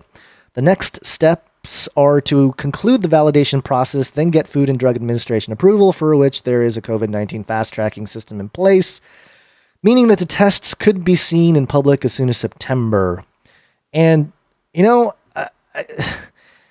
I guess this is better than being vaccinated. You know, if it's a choice between a breathalyzer and the Bill Gates plan of what was it? I can't find the jingle about. Oh, here it is. We're taking things that are genetically modified organisms and we're injecting them in little kids' arms. We just shoot them right into the vein, right into the vein, right into the vein. Yeah. So if it was a choice between, you know, these genetically modified things being shot right into our veins and a breathalyzer test, I'd much rather go with the breathalyzer test. Although, you know, what if it's pre-programmed to call, you know, suspicious people to have the Rona even though they don't? Yeah, well, exactly. And, let me say, you're right. I would rather take a breathalyzer test than, a lot of the other, even more than the nasal swab or the this or the that. And, of course, the vaccine, not a huge fan of that. And I mentioned a few weeks ago, I went to the doctor for an unrelated thing, just unrelated to Corona, just doing, my doctor checkup. was open and nobody was making appointments. So I called my doctor to see when I could get a checkup. And she's like, I'm free all week, man, whenever you want to come in. Nice. Like, okay. So I go in and she offers me the antibody test. And in the past I had said I was excited to get the antibody test. I think I may have had coronavirus in January.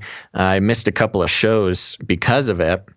I was very sick mid-February. I had a very intense illness of some kind. And my doctor offered me a little slip to get my antibody test. And I was like, okay, give me the antibody test. Let me see if I got this.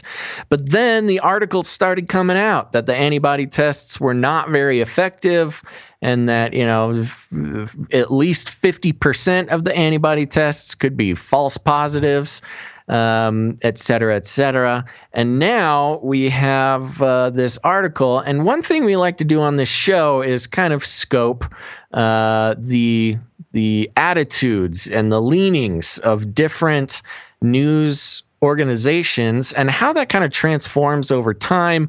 Longtime listeners, you'll know my thoughts about Yahoo sort of making a lean from the left towards the middle. Well, in particular with one story. I think they snapped back with the whole Trump thing recently, but go ahead. Well, either way, there's a lot of conservative people that have problems with Trump too, but I mean more in the way that they do their job. Right. And we've got one here from NPR.org. And this is a classic, hard, far left leaning institution.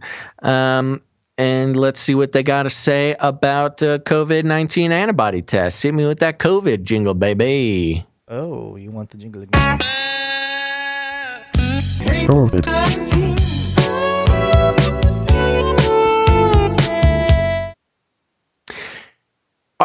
The article is entitled Antibody Tests Point to Lower Death Rate for the Coronavirus Than First Thought. And of course, there is a lot of back and forth, a lot of spite and despising between the left and the right, and all surrounded around the actual death rate.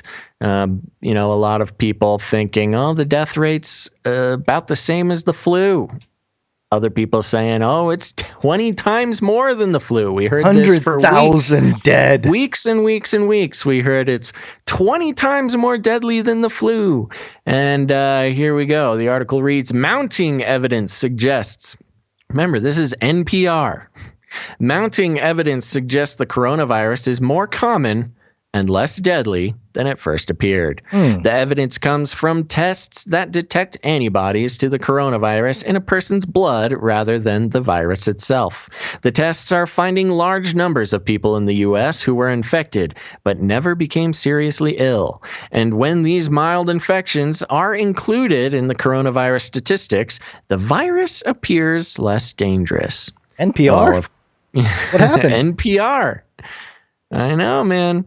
Quote, the current best estimates for the infection fatality risks are between 0.5 and 1%. That's down from, at some point, I think it sort of plateaued at its 3.5% fatality rate. That was somewhere, maybe mid-March. They're saying 5 in the next paragraph. It certainly went higher and certainly been lower, but I think sort of the average understanding was around 3.5%. But now the current best estimates for the infection fatality risk are between 0.5 and 1%, says Caitlin Rivers, an epidemiologist at Johns Hopkins Center for Health Security. Johns Hopkins being a very famous hospital and CIA affiliated. That's in contrast with death rates of 5% or more based on calculations that included only people who got sick enough to be diagnosed with tests that detect the presence of the virus in a person's body. And the revised estimates support an early prediction by Dr. Anthony Fauci, director of the National Institute of Allergy and Infectious Diseases and a leading member of the White House Coronavirus Task Force. In an editorial published in late March, the New England Journal of Medicine, Fauci and colleagues wrote that the case fatality rate for COVID-19 may be considerably less than 1%. Interesting. Now, especially when it comes to masks and a lot of things, if you actually listen to what Fauci says a lot of the times, he plays everything down quite a bit. But the media, they almost don't care what Fauci says. They want to keep saying his name and they want to keep showing his picture. But a lot of times they ignore the facts that he says, and one of them being the death rate. But even a virus with a fatality rate less than 1% presents a formidable threat, Rivers says, quote, that is many times more deadly than the seasonal flu. Not that many times more deadly than the seasonal flu, but okay. The new evidence is coming from places such as Indiana, which completed the first phase of a massive testing effort in early May. Indiana's program began soon after coronavirus cases began appearing in the state. The governor's office contacted Nir Menachemi, who chairs the Health Policy and Management Department at Indiana University's Richard M. Fairbanks School of Public Health. The governor wanted basic information such as how many people had been infected and how many people would die. At the time, quote, it was really difficult to know for sure, Menachemi says, and frankly, not just in our state, but in any state. That was because health officials only knew about people who had been sick enough to get tested for the virus, and that the number can be misleading. Quote, it doesn't capture the vast number of people out there who might be infected but not seeking medical care. So, starting in late April, Menachemi, working with the Indiana State Department of Health, led a study of more than 4,600 people statewide. Most were selected at random. Interesting. Most were selected at random. Just gotta, do some cherry picking to make sure you got so to make sure you only skew some of your statistics. Yeah. Not enough to gain any suspicion. Participants got 2 tests, blah, blah, blah. They're going to just kind of tell us about how they did a bunch of testing. But long story short, you got NPR here, a bastion of, liberal news, talking about how low the death rate for coronavirus is, which does not come as a surprise to us, huh?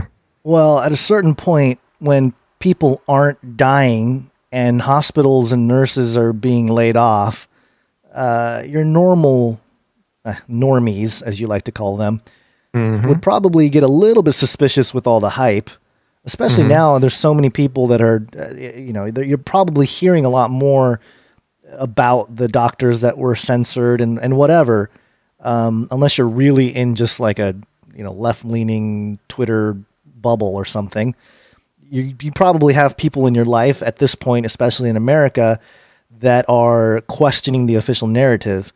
So I think they're trying to keep their audience to a certain degree, because at a certain point you can't that's just what you do. Yeah, you gotta appeal to the masses in some way to keep the advertising money coming in. So once people start looking at the numbers themselves, you start with a blast off number and then you taper it down as time goes on. So you start sensational and then you can work yourself towards the truth, but you want people reactionary when they first get the news. So that's the thing. I do think it's speaking of, anyways, that's for another part of the show. But there you go. Official NPR report. We're at 0.5% fatality for coronavirus. Okay. So on with the race war, because people are going back outside. Well, I know. It's crazy, man. First there was coronavirus, then the murder hornets.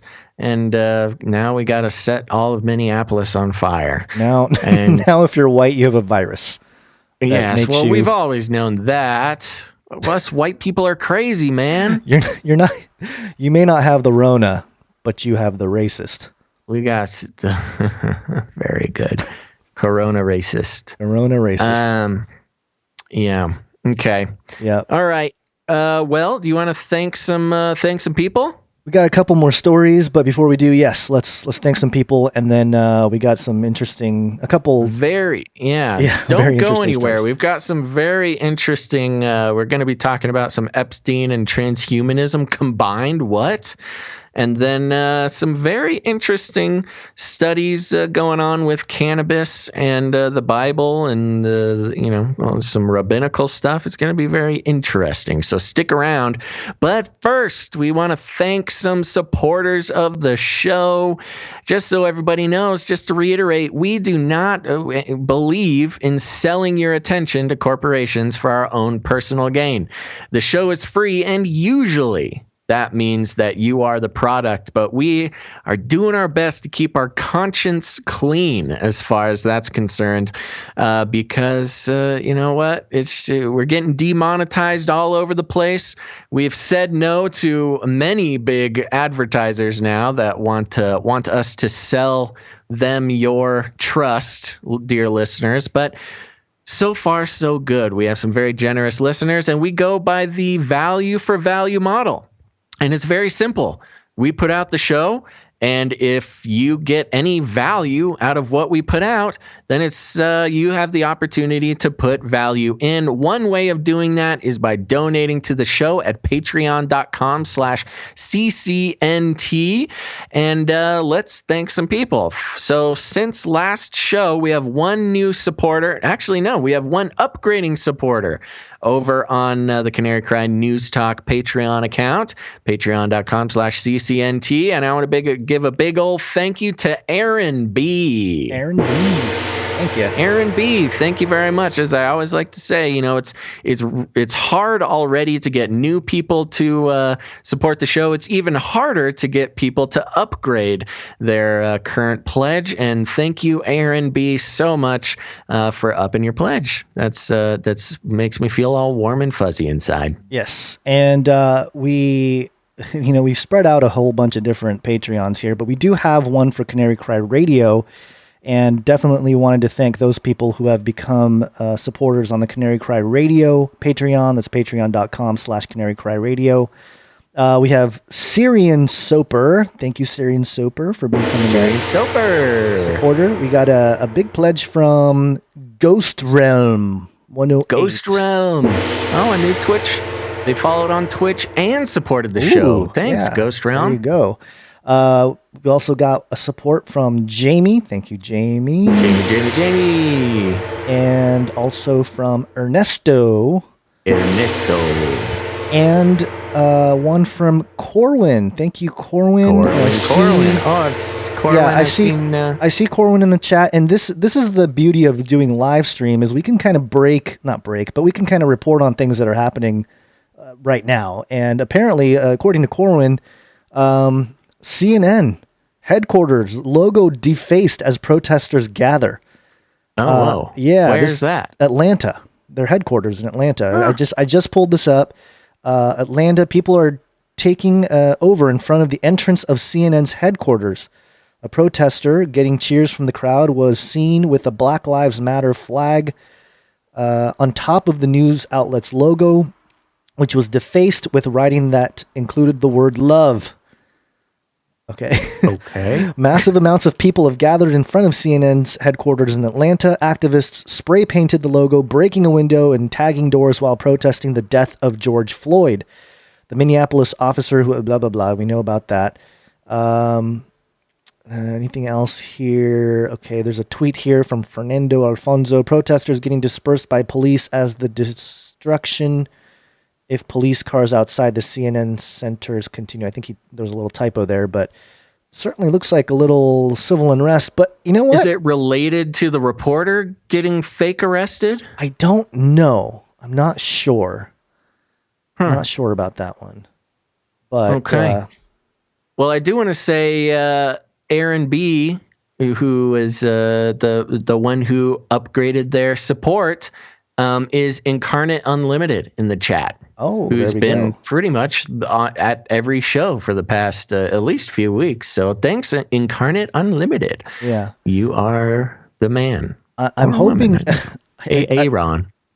Just based on this little story with the CNN headquarters, I'm hoping it's not that they that there's like a counter protest from people that saw the whole arrest and thought that it was all fake, and now it's time to really tear down CNN. Well, that's what I'm wondering. I wonder if they're protesting CNN because of the fake reporter arrest.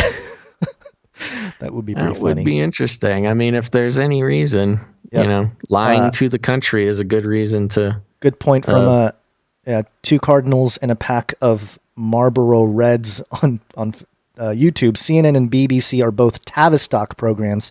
If you want to do a little Google search, definitely check out the Tavistock Institute and their hand in a lot of this propaganda mechanism or apparatus. Yeah. Check it out. Yes. Okay, so we're thanking people, Gon, so I'll let you pull up the if there's any more new PayPal supporters while I cruise over to the Twitch. I think we've got a couple more Twitch followers to thank, I think. Let me go see here. Yes, we've got Mr. Chucky63. Thanks, Mr. Chucky63, for following. We've got the mask is the way. The mask is the way. Welcome to the show. We've got Canary Screamer. Ooh. I've seen Canary Screamer has been in chat all day. Glad. Thanks for following. And I think those are the new ones. All right. So thank you very much. And I'm not sure why you're not popping up on the new list, Mary Moore, but I see Mary Moore the Red is following us as well. Yeah, he's got. I think he's been censored on Twitter and stuff. Something going on. Oh yeah, there. He's good at getting his stuff demonetized and taken down. So glad you made it, Mary Moore. Okay, there you go. What do you got? Any more supporters to thank? Nobody new on the PayPals, but okay. I think we'll made it with the Patreon. Well, thank you guys very much. Like I said, we are your essential employees. We got nothing else going on. So if you like the show, it's up to you to put some value back into it. We do this 3 times a week. We'll be doing our best, at least, to do it Monday, Wednesday, and Friday. Write this down, folks, because I get people asking me all the time. Monday, Wednesday, and Friday, sometime between noon and 5 is when we go live every week. So make sure to tune in next time. Next show will be on Monday. And if you want to help out the show, you can go to patreon.com/CCNT.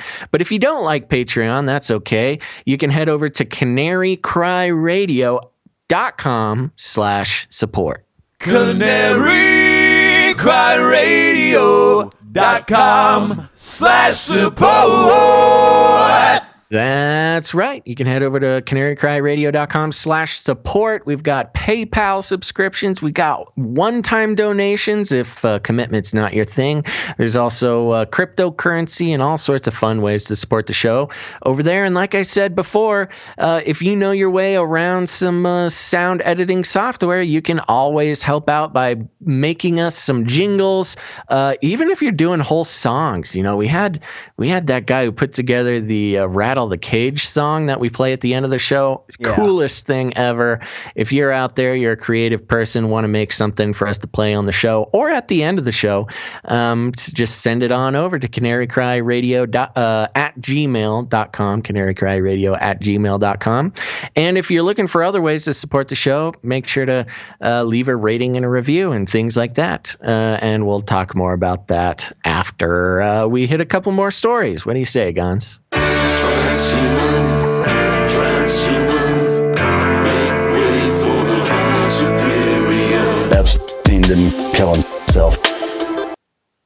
Pulled out an old one. The Epstein didn't kill himself jingle. I know. Remember those days? Such innocent times.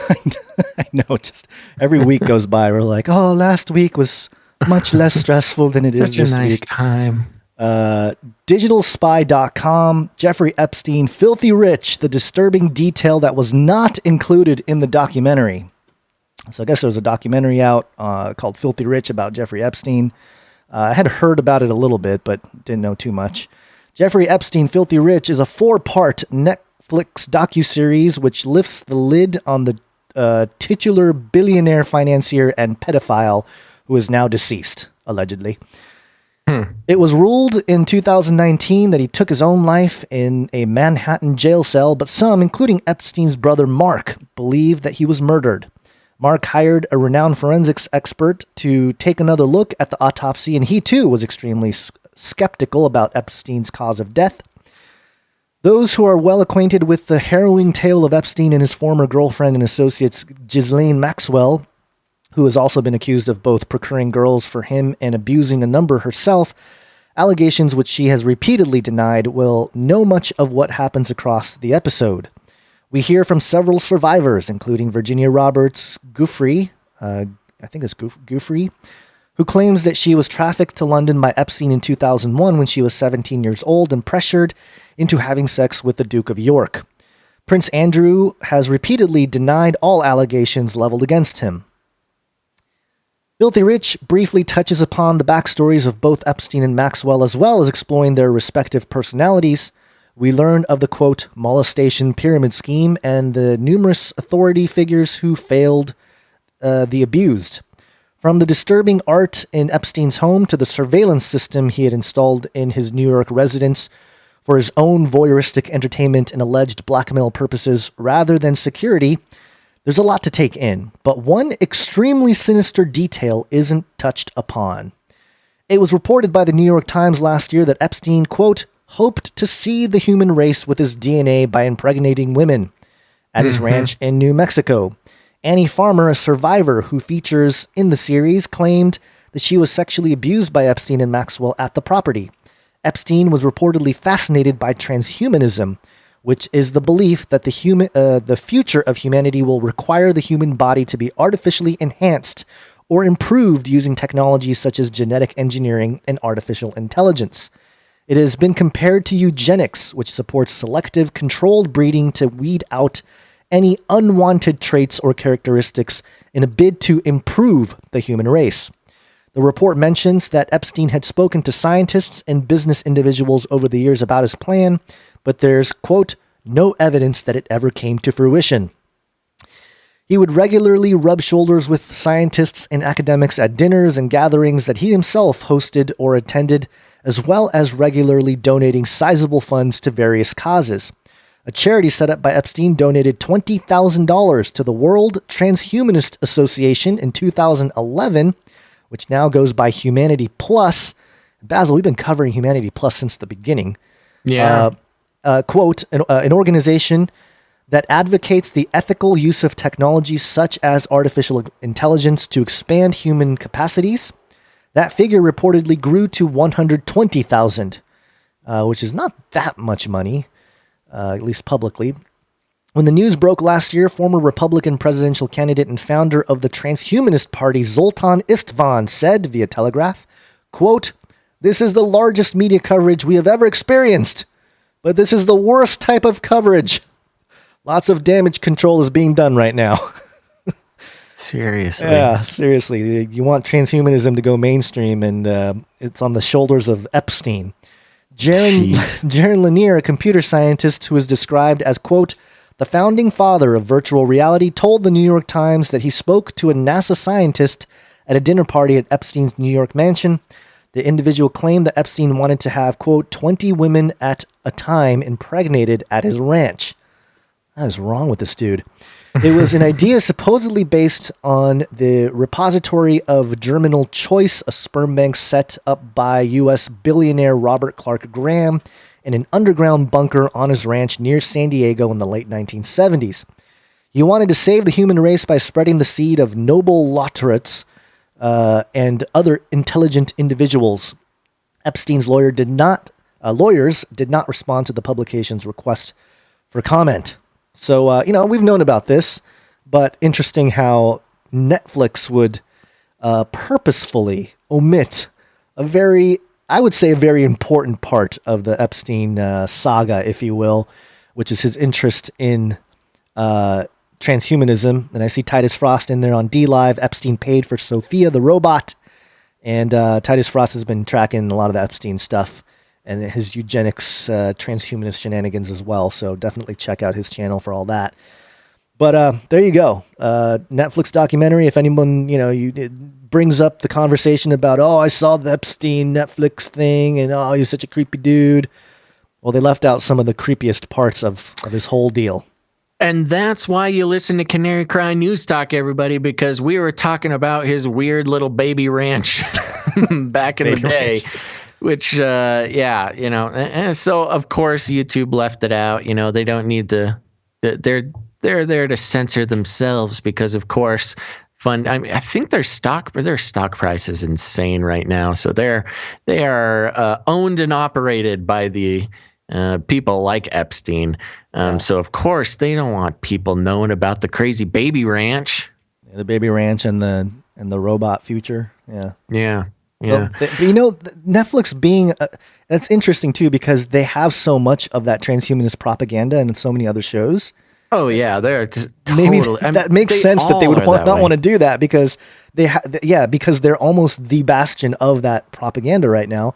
So why would they associate the two together when obviously they're part of the whole agenda there? So makes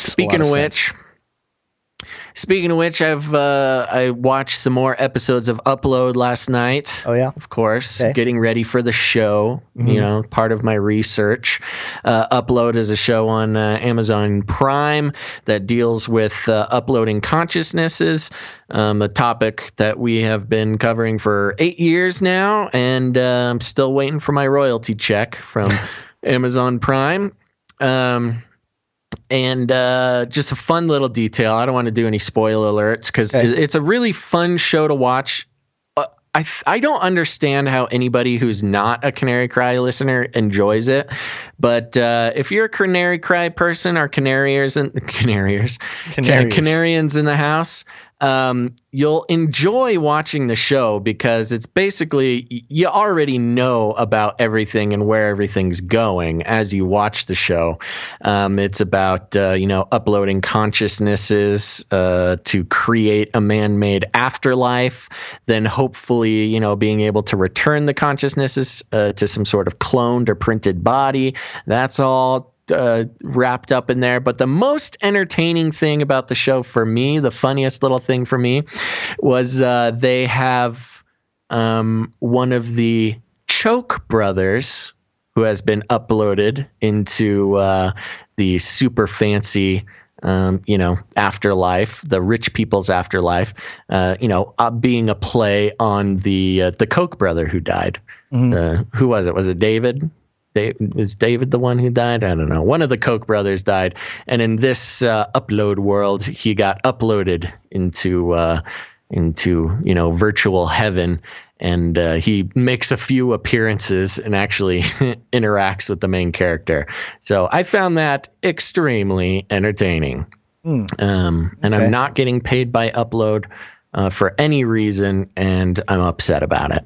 Okay. But I do want to give a shout out to Javella Stoic 77, a new follower on Twitch. And they say, I draw as I listen. Can I send you guys the art illustrations I make as I listen to the podcasts? Oh, that'd be really cool. Of the subjects, what is the official email? And that's awesome. Of course, any artists out there, we do talk a lot about jingles and stuff like that, but I would love to get a bunch of art into the email as well. And so if you are an artist or a creative person, send any and all Canary Cry themed art to Canary Cry Radio at gmail.com. That's canarycryradio at gmail.com. So thank you very much. Let's do that. Let's get it going. Yep. Okay, Gons, I got something for you. Are you ready to talk about weed? I don't know why. We don't have anything to address the shofar, the closest thing to the story. Yeah, that's actually very apt sound effect. This is from ScienceDaily.com, and the article is titled "New Research Reveals Cannabis and Frankincense at the Judahite Shrine of Biblical Arad." Interesting. Analysis of the material on 2 Iron Age altars discovered at the entrance to the Holy of Holies of a shrine at Tel Arad in the Beersheba Valley, Israel, were found to contain cannabis and frankincense, according to new article in the journal Tel Aviv. Past excavations revealed 2 superimposed fortresses dated to the 9th to early 6th centuries BCE, which guarded the southern border of biblical Judah. Highly important Iron Age finds were unearthed, including a well-preserved shrine that was dated to ca 750 through 715 BCE, 2 limestone altars. The smaller altar is 40 centimeters high and about 20 by 20 centimeters at the top. The larger is about 50 centimeters high and 30 by 30 centimeters at the top, were found lying at the entrance to the Holy of Holies of the shrine. Evidently, they had played an important role in the cult practices of the shrine. An unidentified black solidified organic material was preserved on the altar's surfaces. Past analysis of these materials failed to identify their content, and this dark material was recently submitted to organic residue analysis by modern methods. The study reveals that on the smaller altar, cannabis had been mixed with animal dung to facilitate heating, while the larger altar contained traces of frankincense that was mixed with animal fat to promote evaporation. These unique findings shed new light on cult practices in biblical Judah, suggesting cannabis was used here as a deliberate psychoactive to stimulate ecstasy as a part of cultic ceremonies. Lead author Aaron Airy from the Israel Museum in Jerusalem commented, quote, "This is the first time that cannabis has been identified in the ancient Near East. Its use in the shrine must have played a central role in the cultic rituals performed there. Frankincense comes from Arabia, therefore the presence of frankincense at Arad indicates the participation of Judah in the South Arabian trade even before the patronage and encouragement of the Assyrian Empire. Arad provides the earliest evidence for frankincense in a clear cultic context. Frankincense is mentioned as a component of the incense that was burned in the Temple of Jerusalem for its pleasant aroma. The fortress mound of Tel Arad in Beersheba Valley in southern Israel was excavated over 50 years ago under the direction of the late Tau professor Yohanan Aharoni. There you go, Gons. Cannabis being used on the shrines in Judah. Yeah. That's a very interesting use of the word cult there. Yeah. Are they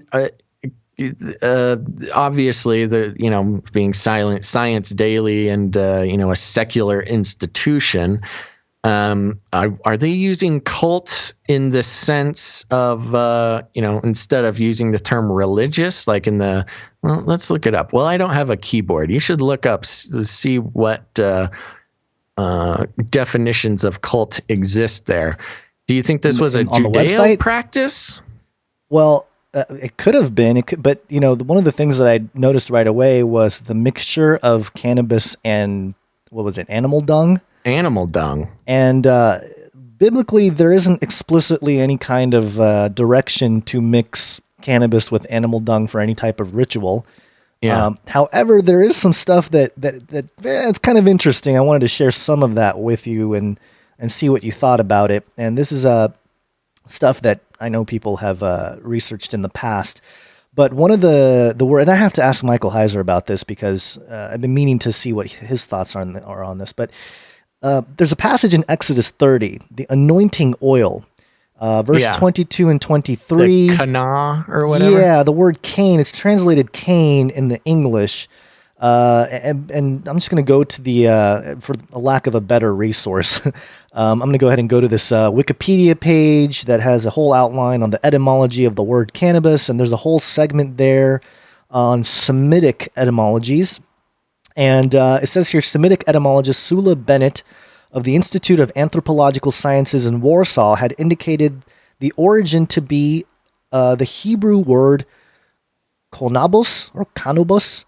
Kana Bossum, Bennett, also known as Sarah Benetoa, is quoted saying, "The astonishing resemblance between Semitic kanbos and the Scythian cannabis leads me to suppose that the Scythian word was of Semitic origin. These etymological discussions run parallel to arguments drawn from history The Iranian Scythians were probably related to the Medes, who were neighbors of the Semites and could easily have assimilated the word for hemp. The Semites could also have spread the word during their migration through Asia Minor. This is Bennett in the Book of Grass. And it says here the word Ganzigunu is referenced from stone tablets dating 700 BCE, which is right around that time the temple there, or the little shrine there, was dated, that indicate a connection with Eastern and Near Eastern terms for the plant. Ganzi, ganja, ganu to kane, or I guess kane for cannabis. This substance was used for witchcraft and prescribed as a useful remedy for a variety of ailments, including depression and impotence. So Hebrew cannabis from kane bosem may derive from Sumerian kunibu, though the final S does not seem to be present in Akkadian or Sumerian forms. Leading authorities of the etymology on both the German and Russian language list a Sumerian cognate. And, this is... it's very fascinating when you go look at it. You dig up the word for cane there, kane, Strong's H7070, and it's translated a stock or reed. And one of the translations, according to the NASB translation, is calamus. And if you look up what calamus is a plant. It's not cannabis, it's calamus. But interestingly enough, it treats inflammation and diarrhea and stomach issues. And according to WebMD, it is thought that chemicals in calamus cause muscle relaxation and sleepiness. These chemicals might also reduce swelling, kill cancer cells, and kill insects. So there's that aspect of it. But also, if you keep going down the Wikipedia page here, Raphael McCollum and co-workers at Hebrew University of Jerusalem suggest an alternative etymology for cannabis. The Greek cannabis, from Arabic kunab, from the Syriac kunapa, from the Hebrew panag, which equals banga in Sanskrit, and bang in Persian.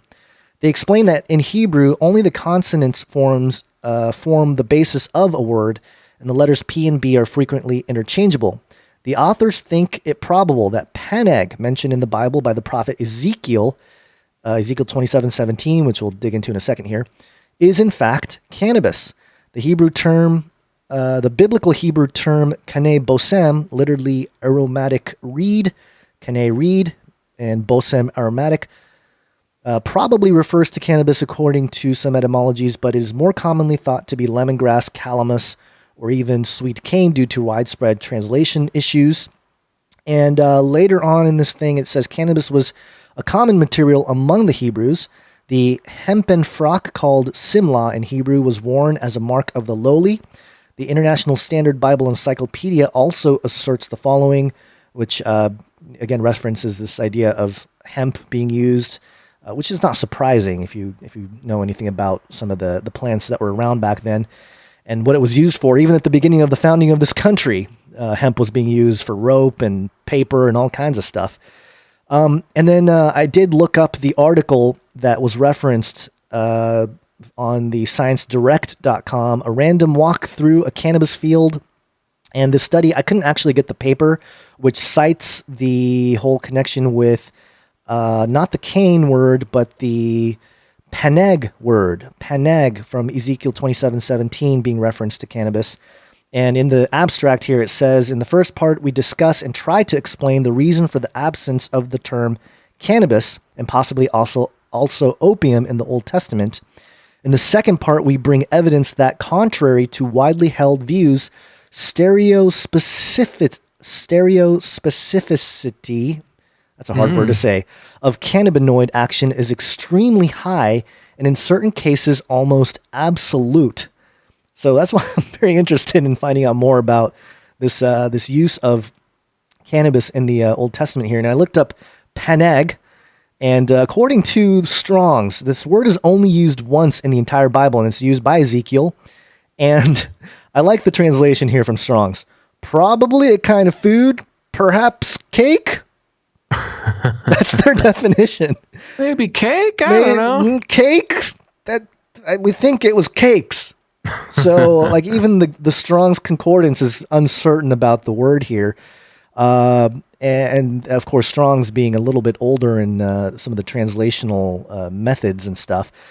But yeah, I mean, I'm not surprised that there was some cannabis being used on this altar. Again, there's no place in the Bible that tells you that you're supposed to mix cannabis and animal poop and make some kind of weird hash thing going on little altars and burn them and whatever. But there is some suggestion that perhaps it was used in the anointing oil for the royal priesthood, and perhaps Ezekiel was referencing a similar type of situation where I think the passage here talks about trading balm and wheat and millet, is translated in the English as millet. But it's another one of those things you got to look into at least and keep an open mind about, because we know that the whole cannabis industry, partly why it's illegal and all that kind of stuff, has to do with the propaganda of the tobacco companies back in the early century there. So that's all I have to say about it. What do you think, Basil? Very interesting topic, and one that is both, I wouldn't say divisive, but lots of different views on that in our crowd. On really, I mean, it's a beautiful sight to see, people who can have differing views on something like cannabis, but still come together and get along. So it would be interesting to actually do a whole Canary Cry Radio episode on cannabis, and I know Mike Heiser has a bunch of a lot of interesting things to say about it, as well as far as its references to the Bible and things like that. So I don't know, maybe we'll have to put something together. Yeah, it's definitely interesting to dig into, because it's I think they had shown that some of the medicinal uses has done some good on cancer. And there was a story out a few weeks ago about how it helps prevent people from getting the Rona. So I didn't see that. Yeah, it made the rounds. So there's some interesting stuff happening there. Not suggesting everyone go out there and start packing whatever. But that's good. Well, good. We're going to start landing the plane, Gons. I do have a live update, though. I'm going to give you a couple seconds. I'll stall for you while you find the drone jingle. Okay. Poking around again. Another reason why I love doing live shows, because things can pop up. People send me stuff during the show here, and something came through that was interesting enough. I thought we should mention it on the show. This is Vice.com, and the article's titled "Customs and Border Protection is Flying a Predator Drone Over Minneapolis." Ooh. Drone strikes have saved lives. Can we shoot them down if over our property? Drones. Customs and Border Protection is flying a Predator drone military technology used for surveilling and killing terrorists abroad or Americans. But we don't need to talk about the Obama presidency here. What? Obama did bad things? I did not know this. Obama's fine. I did not know this. Over Minneapolis, let me just start this over. Customs and Border Protection is flying a Predator drone, military technology used for surveilling and killing terrorists abroad, over Minneapolis as protesters continue to demonstrate against police brutality. According to publicly available flight data, the drone flown over Minneapolis is an unarmed version of the aircraft. The drone was first spotted on a flight tracking tool by members of the ADSB Exchange, a community of flight watchers who use open source flight data to monitor America's skies. Presumably, the drone is surveilling protests there, though CBP did not respond to a request for comment about what the drone is doing there. Quote, CBP Predator drone CPB-104 circling over Minneapolis at 20,000 feet. Jason Palladino, an investigative reporter at the Project on Government Oversight, tweeted on Friday, quote, took off from Grand Forks Air Force Base. These latest protests come after a white police officer killed George Floyd, an unarmed black man, earlier this week. The officer and 3 others involved in the incident were fired on Friday. The Associated Associated Press reported that the officer who knelt on Floyd's neck has been arrested. Motherboard verified the flight path of CPB-104 with flight data from ADS-B Exchange, a repository of unfiltered flight data. The drone took off from the Air Force Base before making several hexagonal-shaped flyovers around Minneapolis, according to the data. At the time of writing, the drone is still above the city. And I don't know if you can get that I had some pulled visual up there. Very interesting. I had the Business Insider here. Yeah, 104 is a drone with a history. In a 2007 Popular Mechanics article, author Jeff Wise names that aircraft as a Predator. CBP-104 has no pilot on board. The plane is a Predator B, a sophisticated unmanned aerial vehicle UAV. The article says, describing a surveillance action on the U.S.-Mexico border. CBP-104 is also named in daily drone flight logs from CBP from 2012, published by the Electronic Frontier Foundation. The drone's activities at the time included collecting synthetic aperture radar imagery and full motion video to aid in actions such as surveilling the border, as well as surveilling and busting cannabis grow ops and methamphetamine labs. In one instance, the logs note that the drone continued to circle and feed video of two officers until every suspect in a lab raid was arrested. According to the logs, this ongoing surveillance, quote, played an invaluable role in the arrests.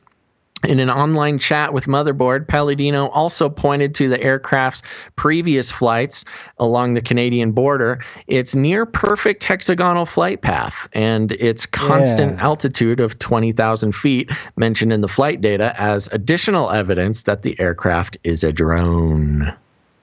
Hexagram. Hold on, let me see. Just a straight up, hexagon, not hexagram, hexagon. Yeah. But still, that's very interesting. There you go. Let me just blast through, see if there's anything else interesting in the article here. Motherboard has previously visited Grand Force Air Force Base, blah, blah, blah. They talk about the base a little bit. In 2015, the FBI surveilled Black Lives Matter protests using aircraft over Baltimore after people there protested the police killing of Freddie Gray. After the publication of this piece, CBP confirmed it operated an unmanned aircraft over Minneapolis. Earlier today, a U.S. Customs and Border Protection Air and Marine Operations unmanned aircraft system was preparing to provide live video to aid in situational awareness at the request of our federal law enforcement partners in Minneapolis. The unmanned aircraft system provides live video feed, blah, blah, blah. Yep. There you go. Looking here. Nothing. Yeah. They're putting the hex on over the city, and they're using the Saturn tornado shape. Oh yeah, the hexagon, this Saturnal hexagon. Yeah. Ooh, some witchcraft drones, man. Casting a hex. Yeah. Booyah. All right, so there you go. If you're in Minneapolis, stay safe and watch out for air to surface missiles there. This whole thing happened around St. Paul, right? Isn't that the capital of Minneapolis or Minnesota? I mean, I don't know. I think Minneapolis is I don't know anything about Minnesota. Minnesota, St. Paul. I memorized the 50 states and the capitals, man. I memorized that song. Okay, Baton Rouge, Louisiana, Indianapolis, Indiana. St. Paul from listening to Prairie Home Companions. Oh, okay. But yeah, interesting. St. Paul being a biblical reference there. Called it. Yeah. All right. So there you go. Anything else coming up on the radar for you here, Gons, before we start landing the plane? I think that's it for now. Landing the drone. Why don't you hit that drone thing? Drone strikes have saved lives. Can we shoot them down if over our property? Drones. I'm so honored I stepped on you. Drones. I know. I'd rather it be that way than the other way around. So good job, everybody. Good job, Gons. I'm sorry. Did I let you say any last words before we land here? I just like Careberry305 on Twitch. Twin Cities, Twin Towers. Ooh. Just connecting the dots, just asking questions, folks. Yep, just asking questions. That's it. Just why? All right, everybody. Thanks for listening. Here's the thing. I want to give a big old thank you to a couple more Twitch followers, Spud the Mud. And I'm R. Rogers, or nope, one Mr. Rogers. Oh, Mr. Rogers. Yeah, Mr. Rogers is here. That's great. We got all the cool guys over here on Twitch. Thank you guys for watching on Twitch. Thank you for watching wherever you are, YouTube, Facebook. We're happy to do it. Now, here's the thing you got to remember. You can support the show by going to patreon.com/CCNT, or you can head to canarycryradio.com/support. canarycryradio.com/support. That's right. And you can add value to the show in a lot of ways. Leaving ratings and reviews is a great way to do it. You can also send us your art, send us your jingles, send us your Canary Cry Radio related music. You can send all of that to canarycryradio at gmail.com. Canarycryradio at gmail.com. Go ahead and do that. But there's another way to help the show, and that's by letting people know. Y'all got your friends and family that still get their news from other podcasts or the mainstream media or their Facebook wall. Oh my gosh. Here's what you got to do. You got to save their lives. You got to walk right up to them, grab them by the cage, and then what? You got to shake it. The end of the world occurred pretty much as we had predicted. I want to shake things up, stir up some controversy, rattle a few cages. Hey, stop that! You'll never silence me. I'm the last angry man, a crusader for the little guy. Leave the bird alone. Never. Rattle a few cages. Rattle a few cages. The human race will have every opportunity to improve. And if they don't? Ask Noah. That's right. You got to go out there, rattle some cages. Let them know where to go, especially on Monday, Wednesday, and Fridays, sometime between 12 noon and 5 p.m. Pacific Standard Time. Let them know. They can head to twitch.tv/canarycryradio. Thank you guys so much for following us and watching live there. It's got a lot of great stuff that's going to open up for us over the next couple weeks. And let's see, am I forgetting anything, Gonzo? I don't think so. Thank you guys for watching. Thank you guys for listening. That's right. And make sure to tune in next time right here to Canary Cry News Talk. But until then, all together now, think outside the cage.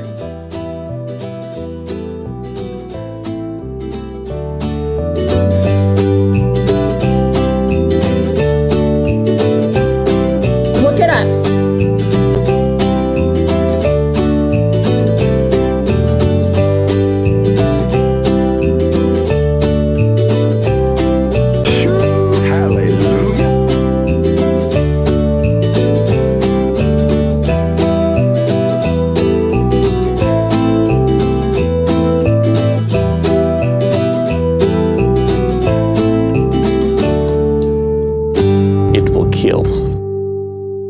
Shake things up, shake things up. I want to shake things up, shake things up. Leave the bird alone. I want to stir up some controversy. I want to rattle a few cages. I'm the last angry man. You'll never silence me. I'm the last angry man. I'm the last angry man. You'll never silence me. I'm the last angry man. A crusader for the little guy. Well, we'll see about that. Whatever, Illuminati.